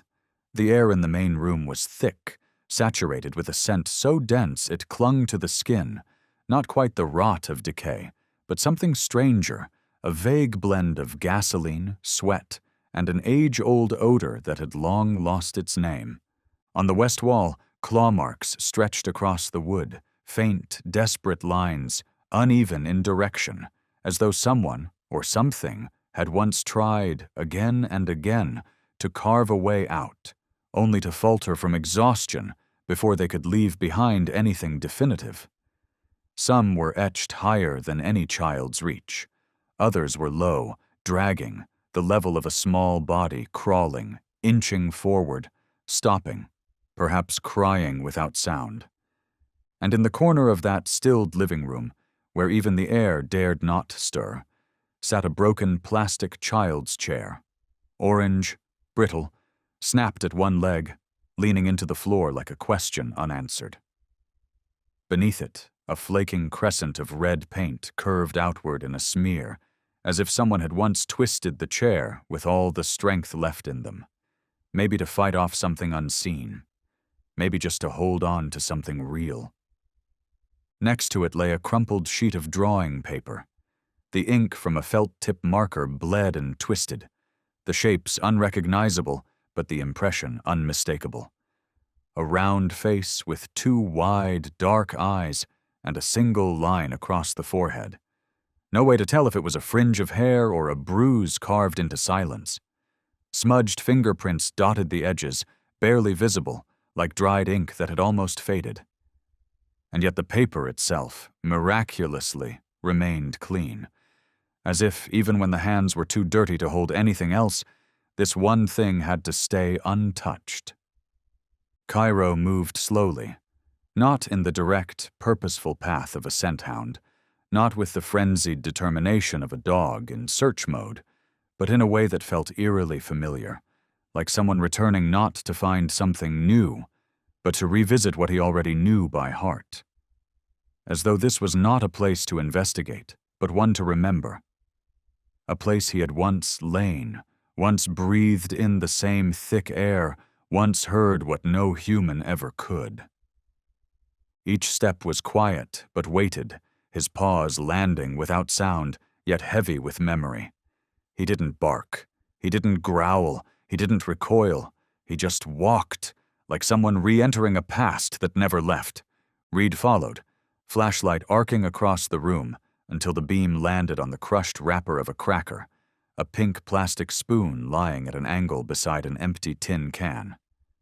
In the kitchen, the walls wore stains like bruises, dark patches where a cloth had once wiped furiously but not well, where something slick had clung to the surface without reflection.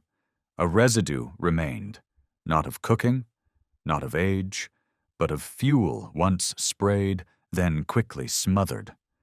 Reed crouched, breathed in carefully. The bite of burned oil and the faint whisper of gas curled into his nose. He straightened, and his voice was low. He tried to burn this place. Wipe it, erase it. Not just the traces, the memory itself. Cairo froze. He had reached a faded rug in the center of the room, gray, mottled, its edges fraying like torn cloth, blanketed by a dust so deep the original pattern had vanished. But one corner, one single corner, was lifted ever so slightly. Not by time, not by draft, but by something that had reached beneath it, or tried to.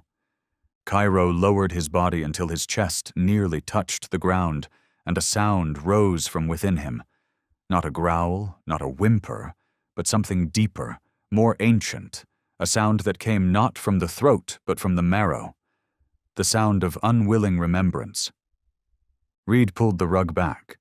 Beneath it, the wood changed. Older, darker. A narrow seam stretched across the floorboards, a cut clean and purposeful, the kind not born from time but from design. He tapped it. Hollow. Not the casual echo of empty space, but the kind of hollow that made the back of your neck grow cold. There's something under here. He pulled a crowbar from his bag. With each pry, the wood moaned, not like timber, but like something resisting. On the third lift, the board gave way. It wasn't heavy, it wasn't locked. It was simply hidden, not to protect, but to make sure that once someone saw it, they'd never be able to forget. The hatch opened. A narrow staircase descended into darkness, the steps too steep, too narrow, built not for comfort, but for concealment. Every surface was thick with dust, and the air that rose from below was thick, too, with the metallic sting of dried blood, the ammonia of old urine, and something else, something that clung sharp and synthetic, like melted plastic. Reed turned to Cairo. You don't have to, if you don't want. But Cairo was already descending. No hesitation, no glance back, no need for permission. He knew where he was needed. The steps groaned beneath him, old wood yielding under each claw, the sound like a whisper of curses, not from the living, but from what had once been trapped here. There was no wind down there, no bird calls, no breath of the outside world. Only the concrete, gray, bare, unpainted, unfinished. A hallway stretched short and low, ending in a small square of space with no door, no window, no vent, no echoes, only weight. A single bulb dangled from twisted wire above, sputtering with a constant, irregular click. Yellow light, twitching like it, too, wanted to close its eyes. The walls were pockmarked, peeling. One corner was blackened, charred, but not completely. Something had tried to burn there, and failed. On the ground, a thin mattress lay rotted, split down the center, stuffed with straw and bits of old cookie wrappers. Beside it, a pile of toys lay under a faded blanket, bears and bunnies that had once been soft, now gray, their fabric worn to patches of exposed foam, their eyes missing. One doll had no head. One stuffed bear had been stripped of its cover, its stuffing spilling like organs. A purple cookie tin sat to one side, its lid open, and inside, no cookies. Only a pair of rusted scissors, a roll of black tape used and crumpled, and a rope, already knotted, already waiting. Cairo stopped. He didn't sit. He didn't sniff. He simply lowered himself to the ground, slowly, as if his breath had been taken from him. And then it came. A sound not loud, not sharp, not even intentional. A low hum from the depths of his chest, not a growl, not a whimper, but something caught between the two. The sound of memory, not his own, but belonging to those who had lain here. A sound that came not from pain, but from the echo of it. Reed turned his face away and swallowed hard against the thing rising in his throat. Not fear, not disgust, but sorrow and fury. For what had happened here? His fingers clenched around the flashlight until the knuckles blanched to bone white, and his hand trembled, not out of fear, but because the truth was suddenly, overwhelmingly clear. He had found the right place, but far, far too late. This wasn't a room designed to hold someone, because holding still implied hope. And this place held none. This place, buried in shadow and sealed in silence, had been designed to erase, to strip away the echoes of childhood until nothing remained but the ghost of a scream that never had time to rise. Cairo lunged without warning towards the far corner. A rusted metal cabinet had been pushed against the wall, and stuffed behind it, a heap of old blankets, matted with dust, crushed by time. He scratched at them, low growls humming from his chest, until at last, gently, as if retrieving something sacred, he pulled out a small scrap of cloth, pale pink. Reed knelt beside him, hands trembling as he retrieved his forceps. It was silk, thin, soft, rimmed with hand-stitched embroidery, a rabbit. He closed his eyes. Mira. The case file had stated it clearly, etched into the record with bureaucratic precision.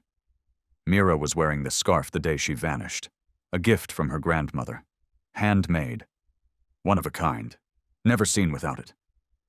Reed slid the cloth into a Ziploc bag, but his gloved hands shook so badly that the seal bent sideways.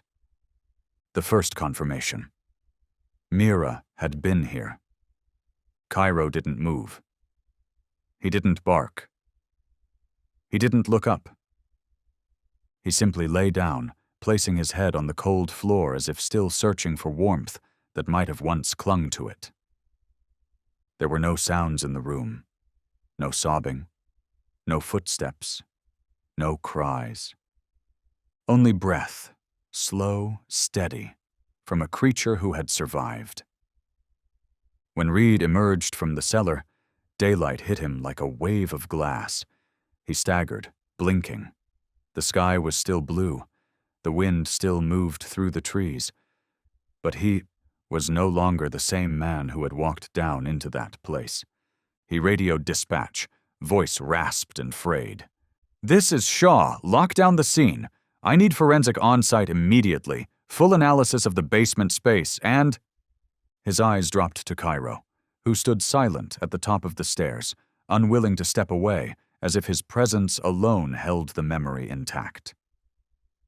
"And dispatch a unit to transport a key witness. His name is Cairo."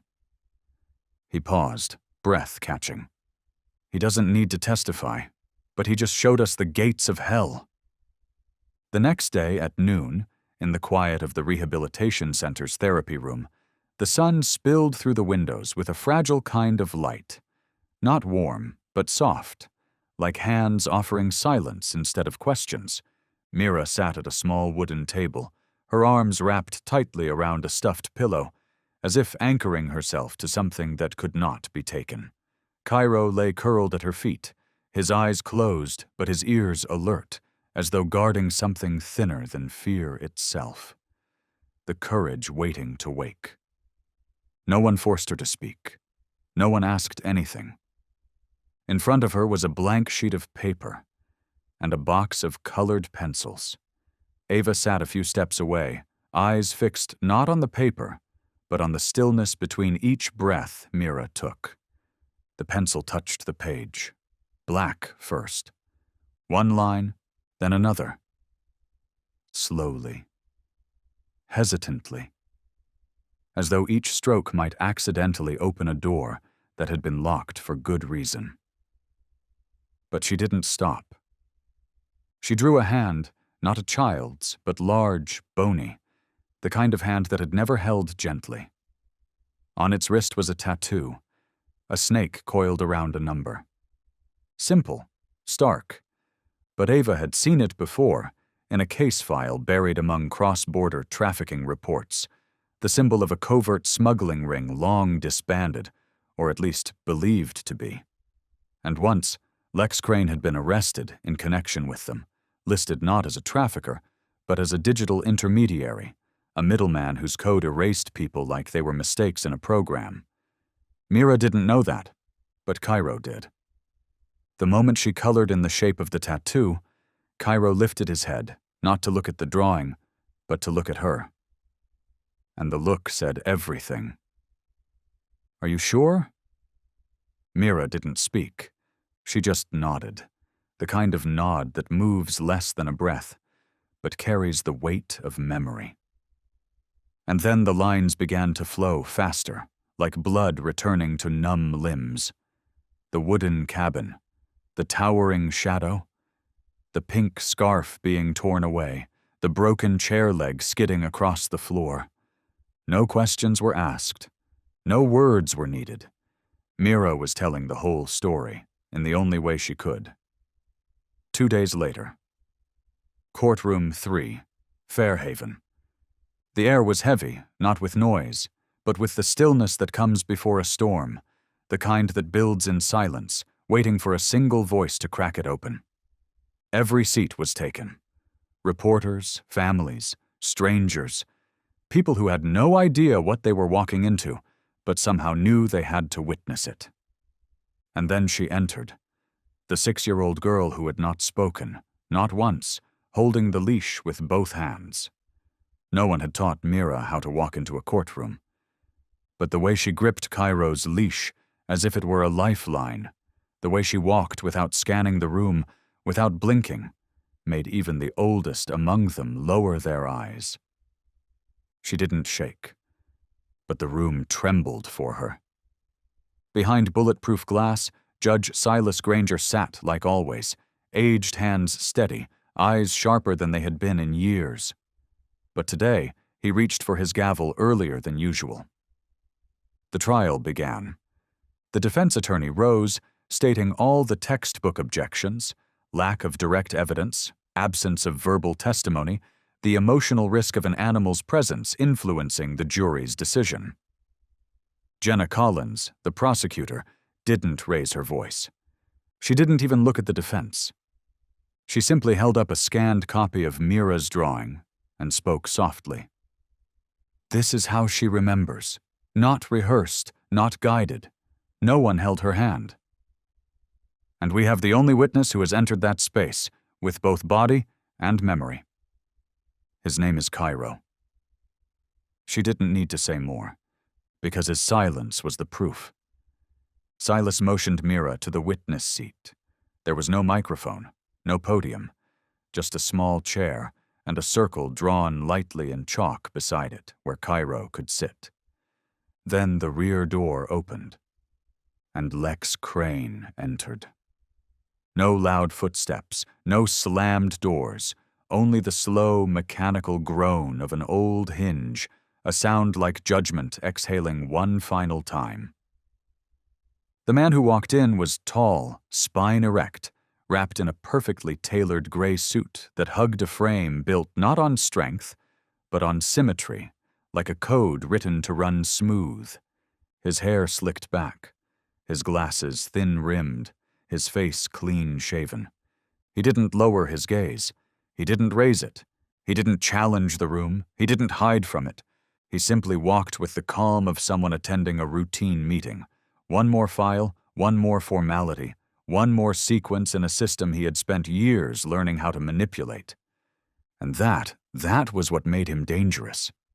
Because the stillness he wore like a tailored suit wasn't born from innocence, but from rehearsal, meticulous. Countless rehearsals played over in the quiet theater of his own mind, where he had walked through rooms like this one 100 times and always walked out untouched. Because that emptiness in his gaze wasn't confusion, it was the detachment of a man who had once stepped out of rooms like this, past people like them, past victims like her, and no one had stopped him. And in all the stares that followed his every step from the benches, stares thick with dread, with fury, with suspicion and disbelief and quiet, aching grief, only one being did not look at him like a human. Cairo.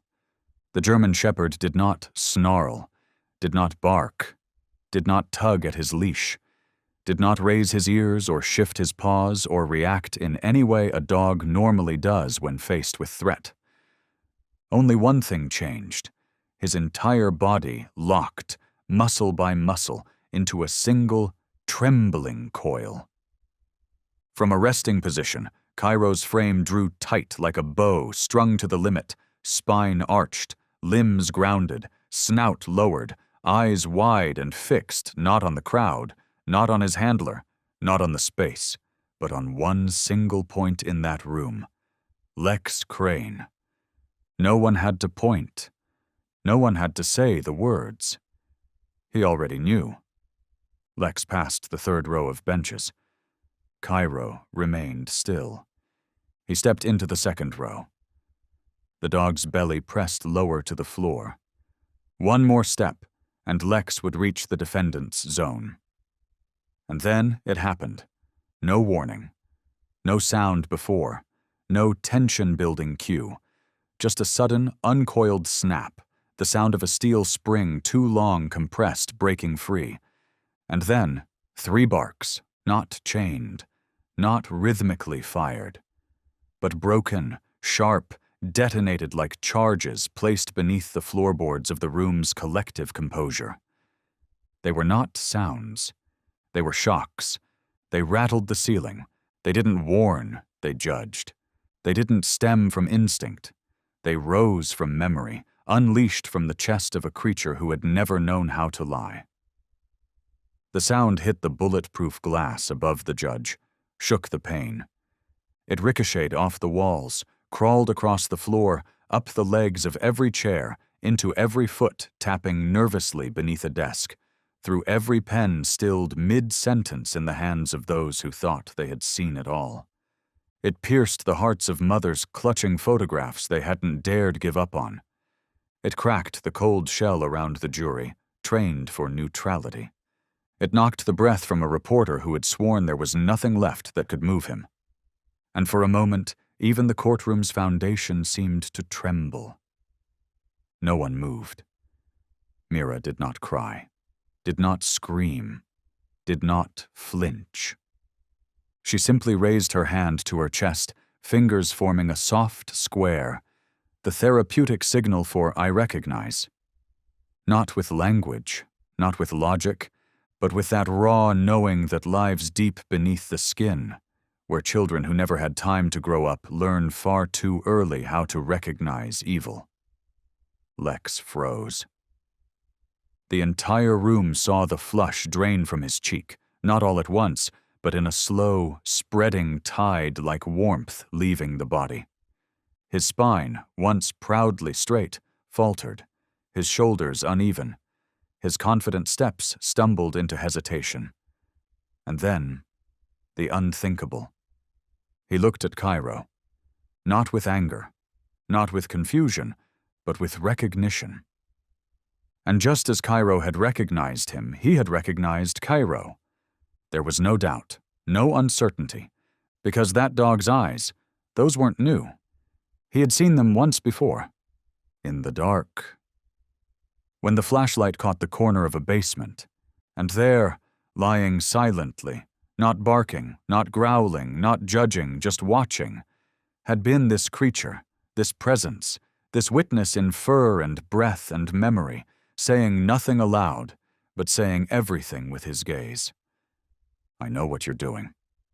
Judge Silas Granger stood. He did not strike the gavel. He did not call for order. He opened his notebook and began to write.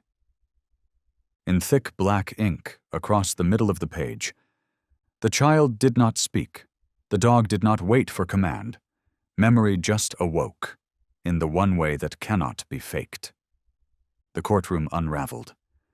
People rose from their seats, tears falling before they even knew why.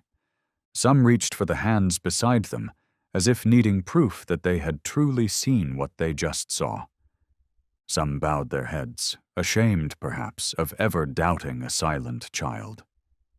And through it all, through the shouts and gasps and silence and motion, only one thing remained unmoved. Cairo's gaze, still locked on Lex. No more barking, no lunge, no need. The trial paused in chaos. Minutes passed.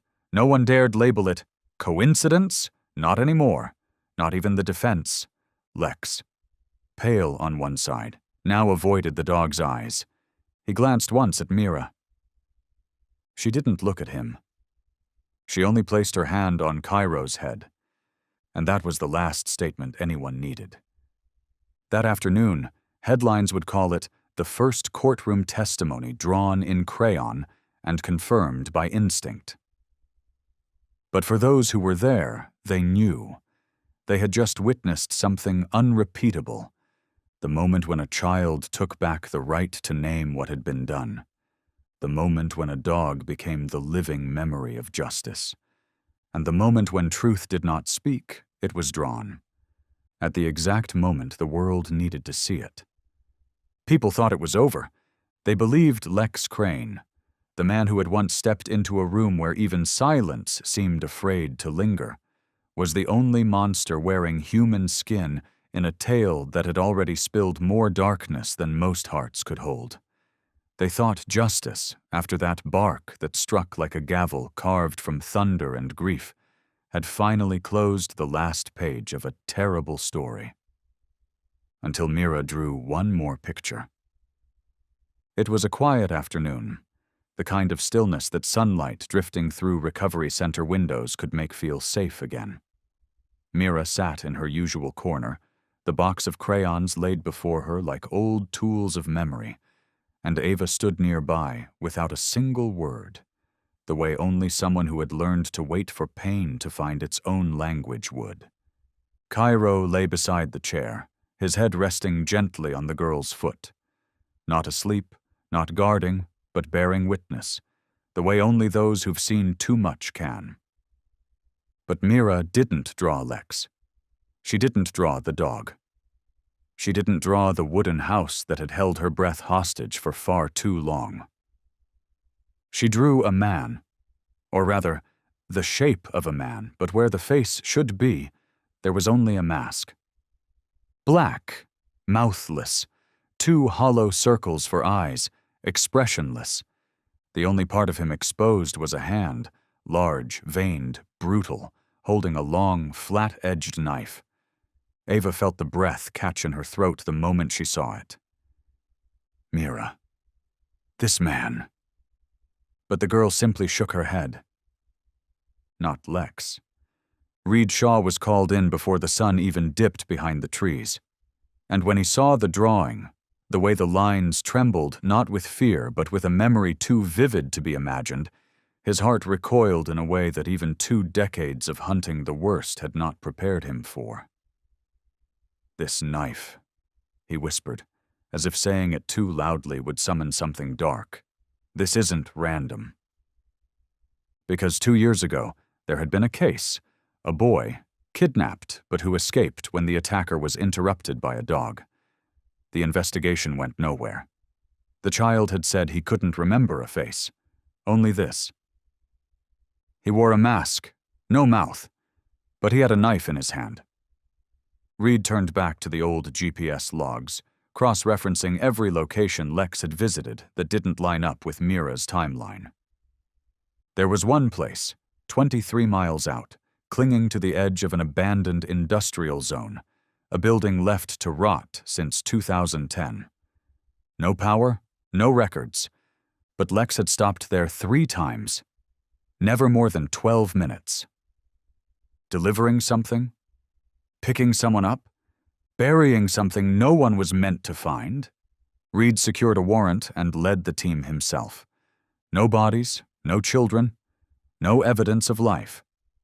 But buried near a rusted steel beam, they found an old phone, no SIM, wrapped in plastic, locked inside a tin box.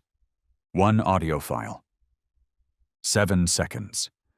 Burn it. Leave no one behind. The voice, low, clipped, command-like, didn't match Lex. Forensics confirmed. The acoustic fingerprint had surfaced once before in a warehouse fire case involving missing children. In another state, 3 years ago. 1 link, barely visible.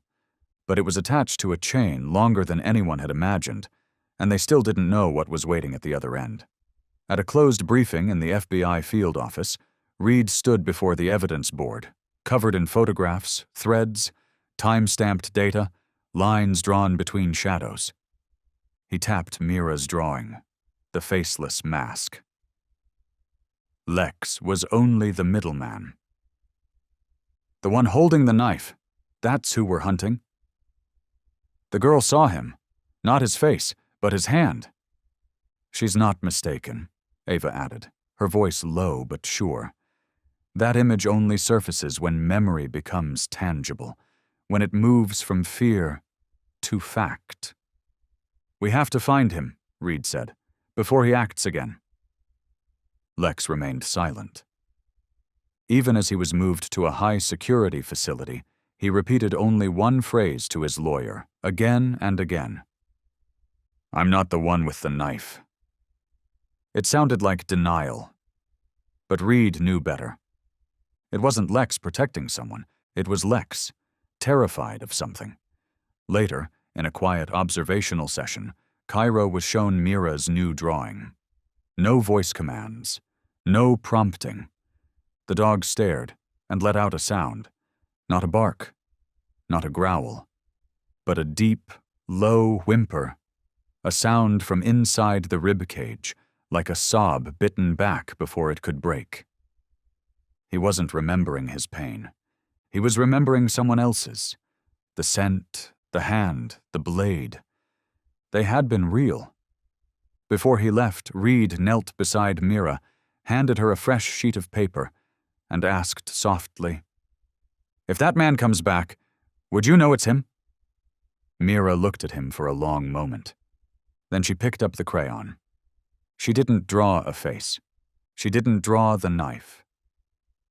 She drew 2 small circles, eyes, a long line, a mouth, and a hand raised high. Ava's breath hitched.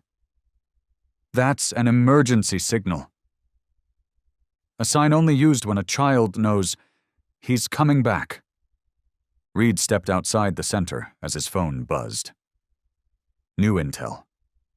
A child had just gone missing in the neighboring state. Timeline matched Lex's arrest. Another black van, and another grainy CCTV frame of a man wearing a mask. The last time Mira stood before the court. The courthouse overflowed. Security had to set up cordons, yellow tape drawn like soft barricades, not just against crowds, but against the haunting knowledge that something long buried was now crawling back into light in forms no one had expected. Through sketches, through instinct, through the unspoken testimony of those who had no words left. No one asked why they came. No one needed invitations, no summons required. They came because some truths don't need to be heard aloud to shake a soul. Some testimonies don't need microphones. Some justice walks in on 4 legs and wears no badge, just memory. Mira stepped into the courtroom, her small hand still clutching the leash, not from fear, not out of need for control, but as if that single tether was the one thing anchoring her to the earth, as if everything since that night had shifted and swayed and trembled. But Cairo was the only constant in a world that no longer promised solid ground. And beside her, as always, Cairo walked, ears forward, eyes locked on her every step, not with curiosity or worry, but with the solemn vigilance of a guardian who had long ago made a silent vow. Nothing would touch her again unless it first passed through him. They led her to the witness chair, small, unassuming, carved from plain wood, yet today it became the very axis around which the courtroom turned. It wasn't just a seat anymore. It was the center of every hope, every doubt, every plea for truth, and every echo of fear that had gathered within those walls. There was no microphone, no expectation that she would speak.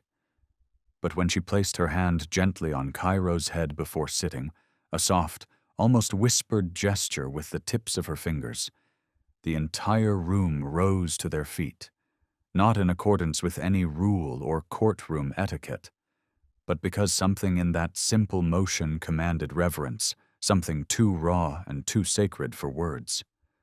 Lex Crane was brought in, back straight, face unreadable, the mask he wore not of fabric, but of flesh long trained into stillness.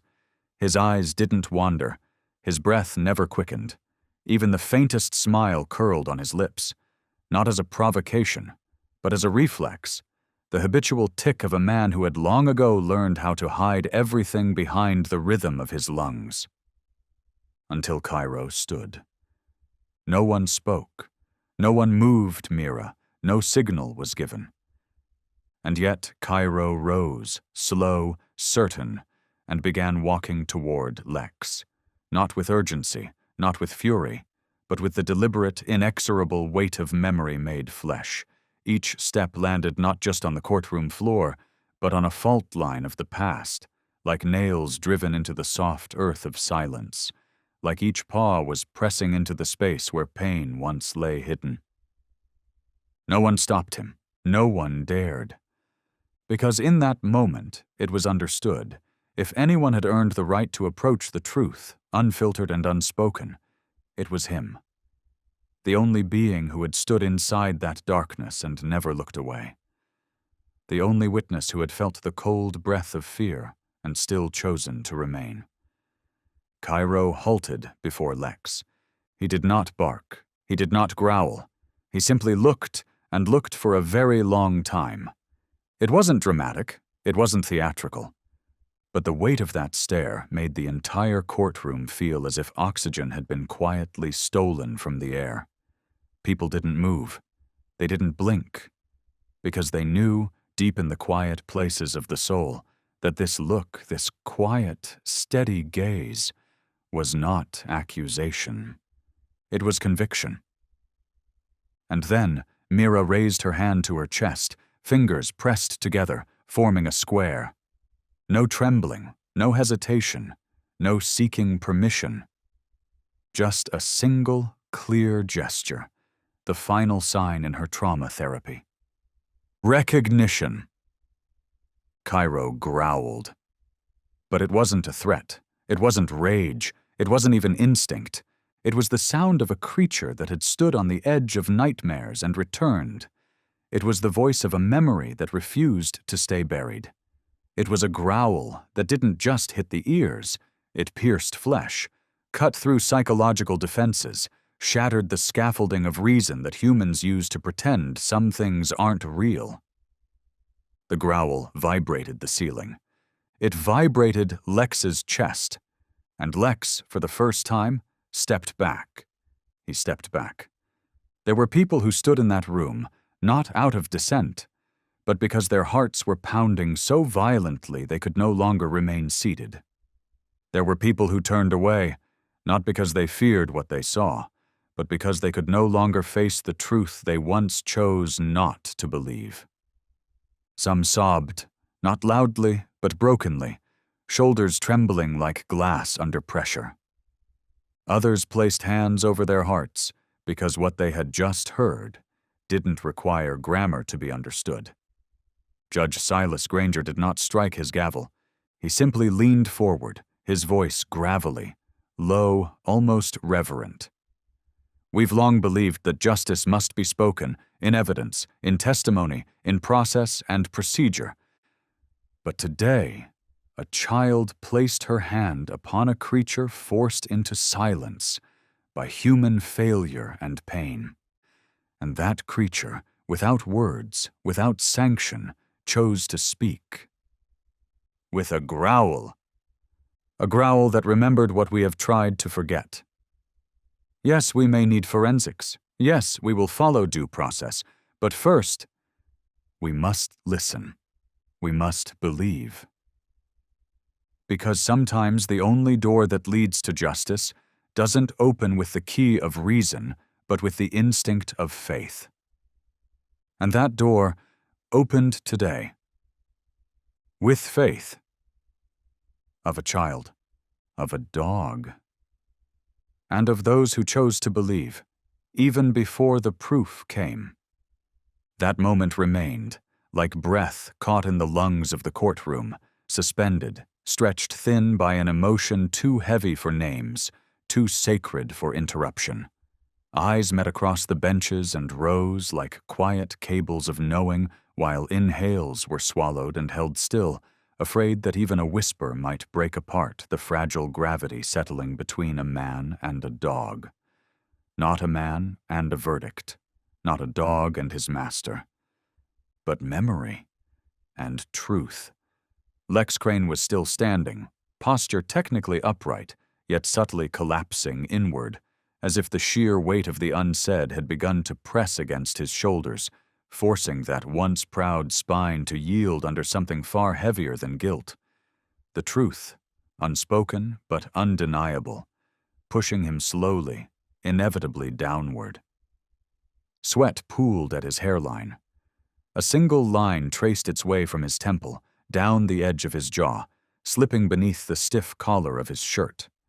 He tried to breathe evenly, but his chest rose and fell with the labored rhythm of a man sucking air from a basement long abandoned, a place that once inhaled smoke and exhaled the terror of children too hoarse to scream. His hand, pressed tightly to the edge of the courtroom bench, appeared to brace his posture, but in reality it was his last anchor to composure, the final grip on a self that was unraveling thread by thread. His ears reddened. Veins flickered beneath the skin of his neck. Each detail became magnified under the unrelenting spotlight of silence, a silence that now screamed louder than any gavel. Cairo had returned to Mira's side, unmoving, unshaken. His eyes never left her, as if, with the mission completed, his only role now was to guard the stillness that she had so dearly earned. But Lex had nothing left to lean on, because the look in Cairo's eyes, calm, steady, absent of rage or vengeance, had become a mirror. Not one that reflected a face, but one that reflected everything else. The sins buried without ceremony, the wounds that bled without blood, the muffled cries squeezed between concrete walls, the memories no one else could prove, and yet were utterly, devastatingly real. Lex stood, frozen.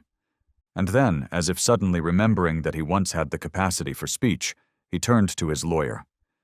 His eyes blinked slowly. His mouth opened just slightly, and when he finally spoke, his voice came out hoarse, low, ragged, as though every syllable had to claw its way up from a throat gone dry from silence. "I want to change my statement." The courtroom reacted like a body struck by lightning, not a shout, not a scream, but a collision of gasps, the scrape of chairs shifting, the inhale of disbelief, the sound of someone almost speaking but stopping short at the edge of comprehension. At the judge's bench, Silas Granger did not raise his voice. He lifted his hand, a single deliberate gesture, like a conductor silencing an orchestra at the end of an unfinished symphony. He didn't ask why. No one had to explain to Lex that sworn testimony bound him by law. No one needed to remind him that confusion was not a legal excuse for retraction. Because in that moment, everyone knew Lex could no longer stand beneath Cairo's gaze without shattering. And indeed, Lex turned, not toward the judge, not toward the press, but toward Mira. He looked at her, and for the first time, his gaze was unguarded, unscripted, unplanned. It wasn't the look of a man seeking forgiveness, or one strategizing an angle. It was simply the look of someone who had lost, and finally had the courage to face the only person who never once demanded anything from him in return. He exhaled, a long breath, as if drawing poison out of his chest. I was there. I saw it. I wasn't the only one, but I did more than I ever said I did. I don't want it looking at me like that again. He said it, and everyone knew he meant Cairo, the dog without words, without rights, without a voice in the legal system. And yet, somehow, with a single, unwavering look, he had done what no prosecutor, no investigator, no statute could: forced the truth to its knees. In the thick, aching quiet that followed, Silas Granger finally moved, his shoulders lowered with something close to reverence, and his voice emerged not as declaration, but as the quiet rewriting of justice itself. This court acknowledges the amended statement of the defendant, Lex Crane, entered as confession of guilt. Time seemed to pause. Then, as if guided by instinct, every eye turned to Mira. She said nothing. She did not cry. She did not nod. She only leaned down and wrapped her arms around Cairo. Not tightly, not trembling, not like a child startled by noise or fear. Just a hug. A small one. A quiet one. And buried in the soft strands of her hair, only those close enough to hear would catch the tiniest rasping whisper, a voice no louder than the last breath of winter. Thank you. No applause followed. No commentary dared fill the space. Because some thank yous are not meant for third parties. Some confessions do not need a sentence to be complete. And some embraces are all it takes to close a courtroom. The chamber remained full, but no one had words left to give, not from fatigue, but because what they had just witnessed had not been a trial in the usual sense, but a sacred confirmation that sometimes justice does not come from argument. It comes from presence. Mira stayed there, arms still draped across Cairo's thick, warm fur, her tiny hands barely visible in the coat that had carried so much silence. She wasn't rushing. She wasn't bracing. She was, for the first time, just a child, one who no longer needed to brace at all. Reed stood nearby. The briefcase in his hand had remained closed the entire morning, unopened, unread. Some called him the pillar of the investigation. But he knew, from the moment Cairo stepped into that wooden house in the woods, he had ceased to lead. He had simply become the man holding the lantern, while another soul walked alone toward the truth. Silas Granger did not speak again. He rested one hand on the edge of his bench.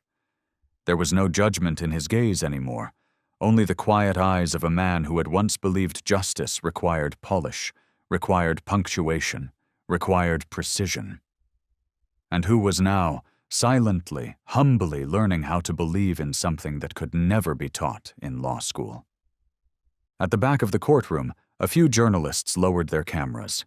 Some wiped their eyes. None reached for interview slips. Because this wasn't a story for the front page. Cairo lifted his head. He didn't bark. He didn't growl.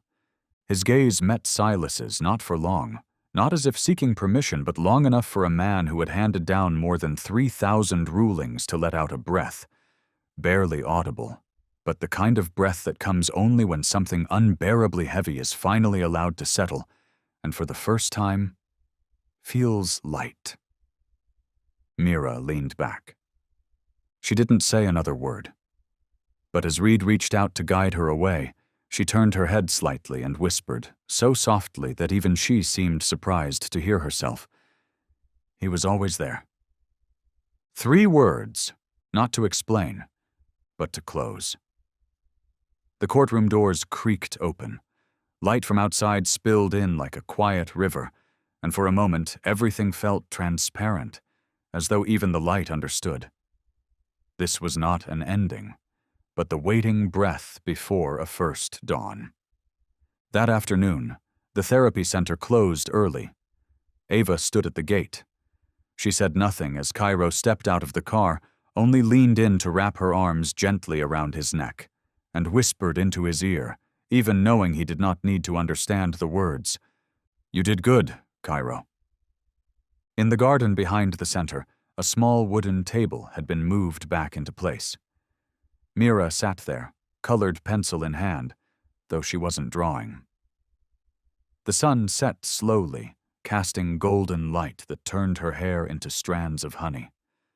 Cairo sat beside her, not pressing close, not nudging for attention, simply being there, like someone who had learned the sacred art of waiting. It took her a long time before she began to draw. This time, it wasn't a house, it wasn't a van, it wasn't a shadowed figure, it was a chair, and next to it, a round shape with pointed ears and a scar over one shoulder. There were no faces in the drawing, but somehow it held the fullness of presence. That night, in the quiet of a private restroom, Reed sat by the window, a cup of tea long gone cold in his hand. The case file, now sealed in red binding, lay on the table beside him. There were no more questions to ask, no more evidence to uncover. And yet, one thought looped gently, relentlessly through his mind. How many crimes, over how many years, had been buried because the witness had no voice? And how many of them had a dog who once growled but no one knew how to listen? The next morning, a letter arrived at the judge's office, handwritten in soft violet ink, every letter carefully drawn. "Dear Judge Granger, I don't know how to say thank you the right way. I used to think I couldn't speak anymore, but maybe I just hadn't found someone worth speaking to. Cairo doesn't talk, but he knows, and he stayed. I'm learning to stay too beside what's right, not by shouting, just by standing next to it. Mira!" Silas placed the letter in his drawer, unlocked. On his desk, the thick journal he had once used for rulings remained open, still bearing the words he had written weeks ago. Justice sometimes doesn't come from a testimony. It comes from a growl, from a gaze, from a loyalty that cannot be faked. He added slowly, with the gravity of a truth that had waited too long to be spoken. "And from a whisper, so small, the world must fall silent to hear it." That weekend, the therapy center hosted a reading event, not for therapy, not for diagnosis, not even for measurable progress. Just a simple gathering where children who had once feared their own voices could read aloud to dogs who never judged, never interrupted, never left. Mira held a book, seated before 3 younger children. Her hands still trembled slightly. Her voice was small. But Cairo sat beside her, and that was enough. She opened to the first page and began, "Once upon a time, there was a dog who couldn't speak, but helped a child find her voice." Some stories don't end with loud applause. Some just end with a sigh, quiet enough to release the anger someone's been holding for years. Some end with a glance, long enough to remind someone they're not invisible. And sometimes, they end with a dog, one who doesn't speak, but stays exactly when a human heart needs something, someone that won't leave. We live in a loud world, a world where people speak too much, move too fast, judge too quickly, and listen far too little. But if you ever pause, Truly pause, to hear the footsteps of someone hesitating at the edge, to place your hand gently on the back of a creature trembling with words it can't say, to ask, "Are you okay today?"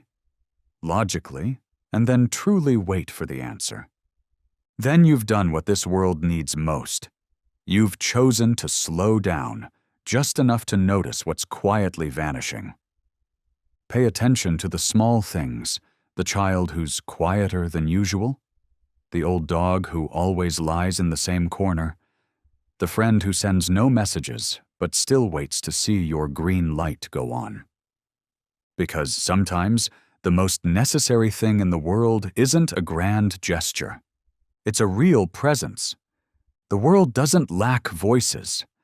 It lacks hearts that still know how to listen.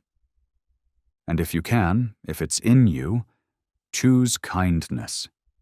Gently, patiently, steadily. Not because you need a reason, but because somewhere, someone, maybe even something, is waiting for exactly that kind of presence. Just like Mira needed Cairo, and just like Cairo stayed, not out of duty, but out of love.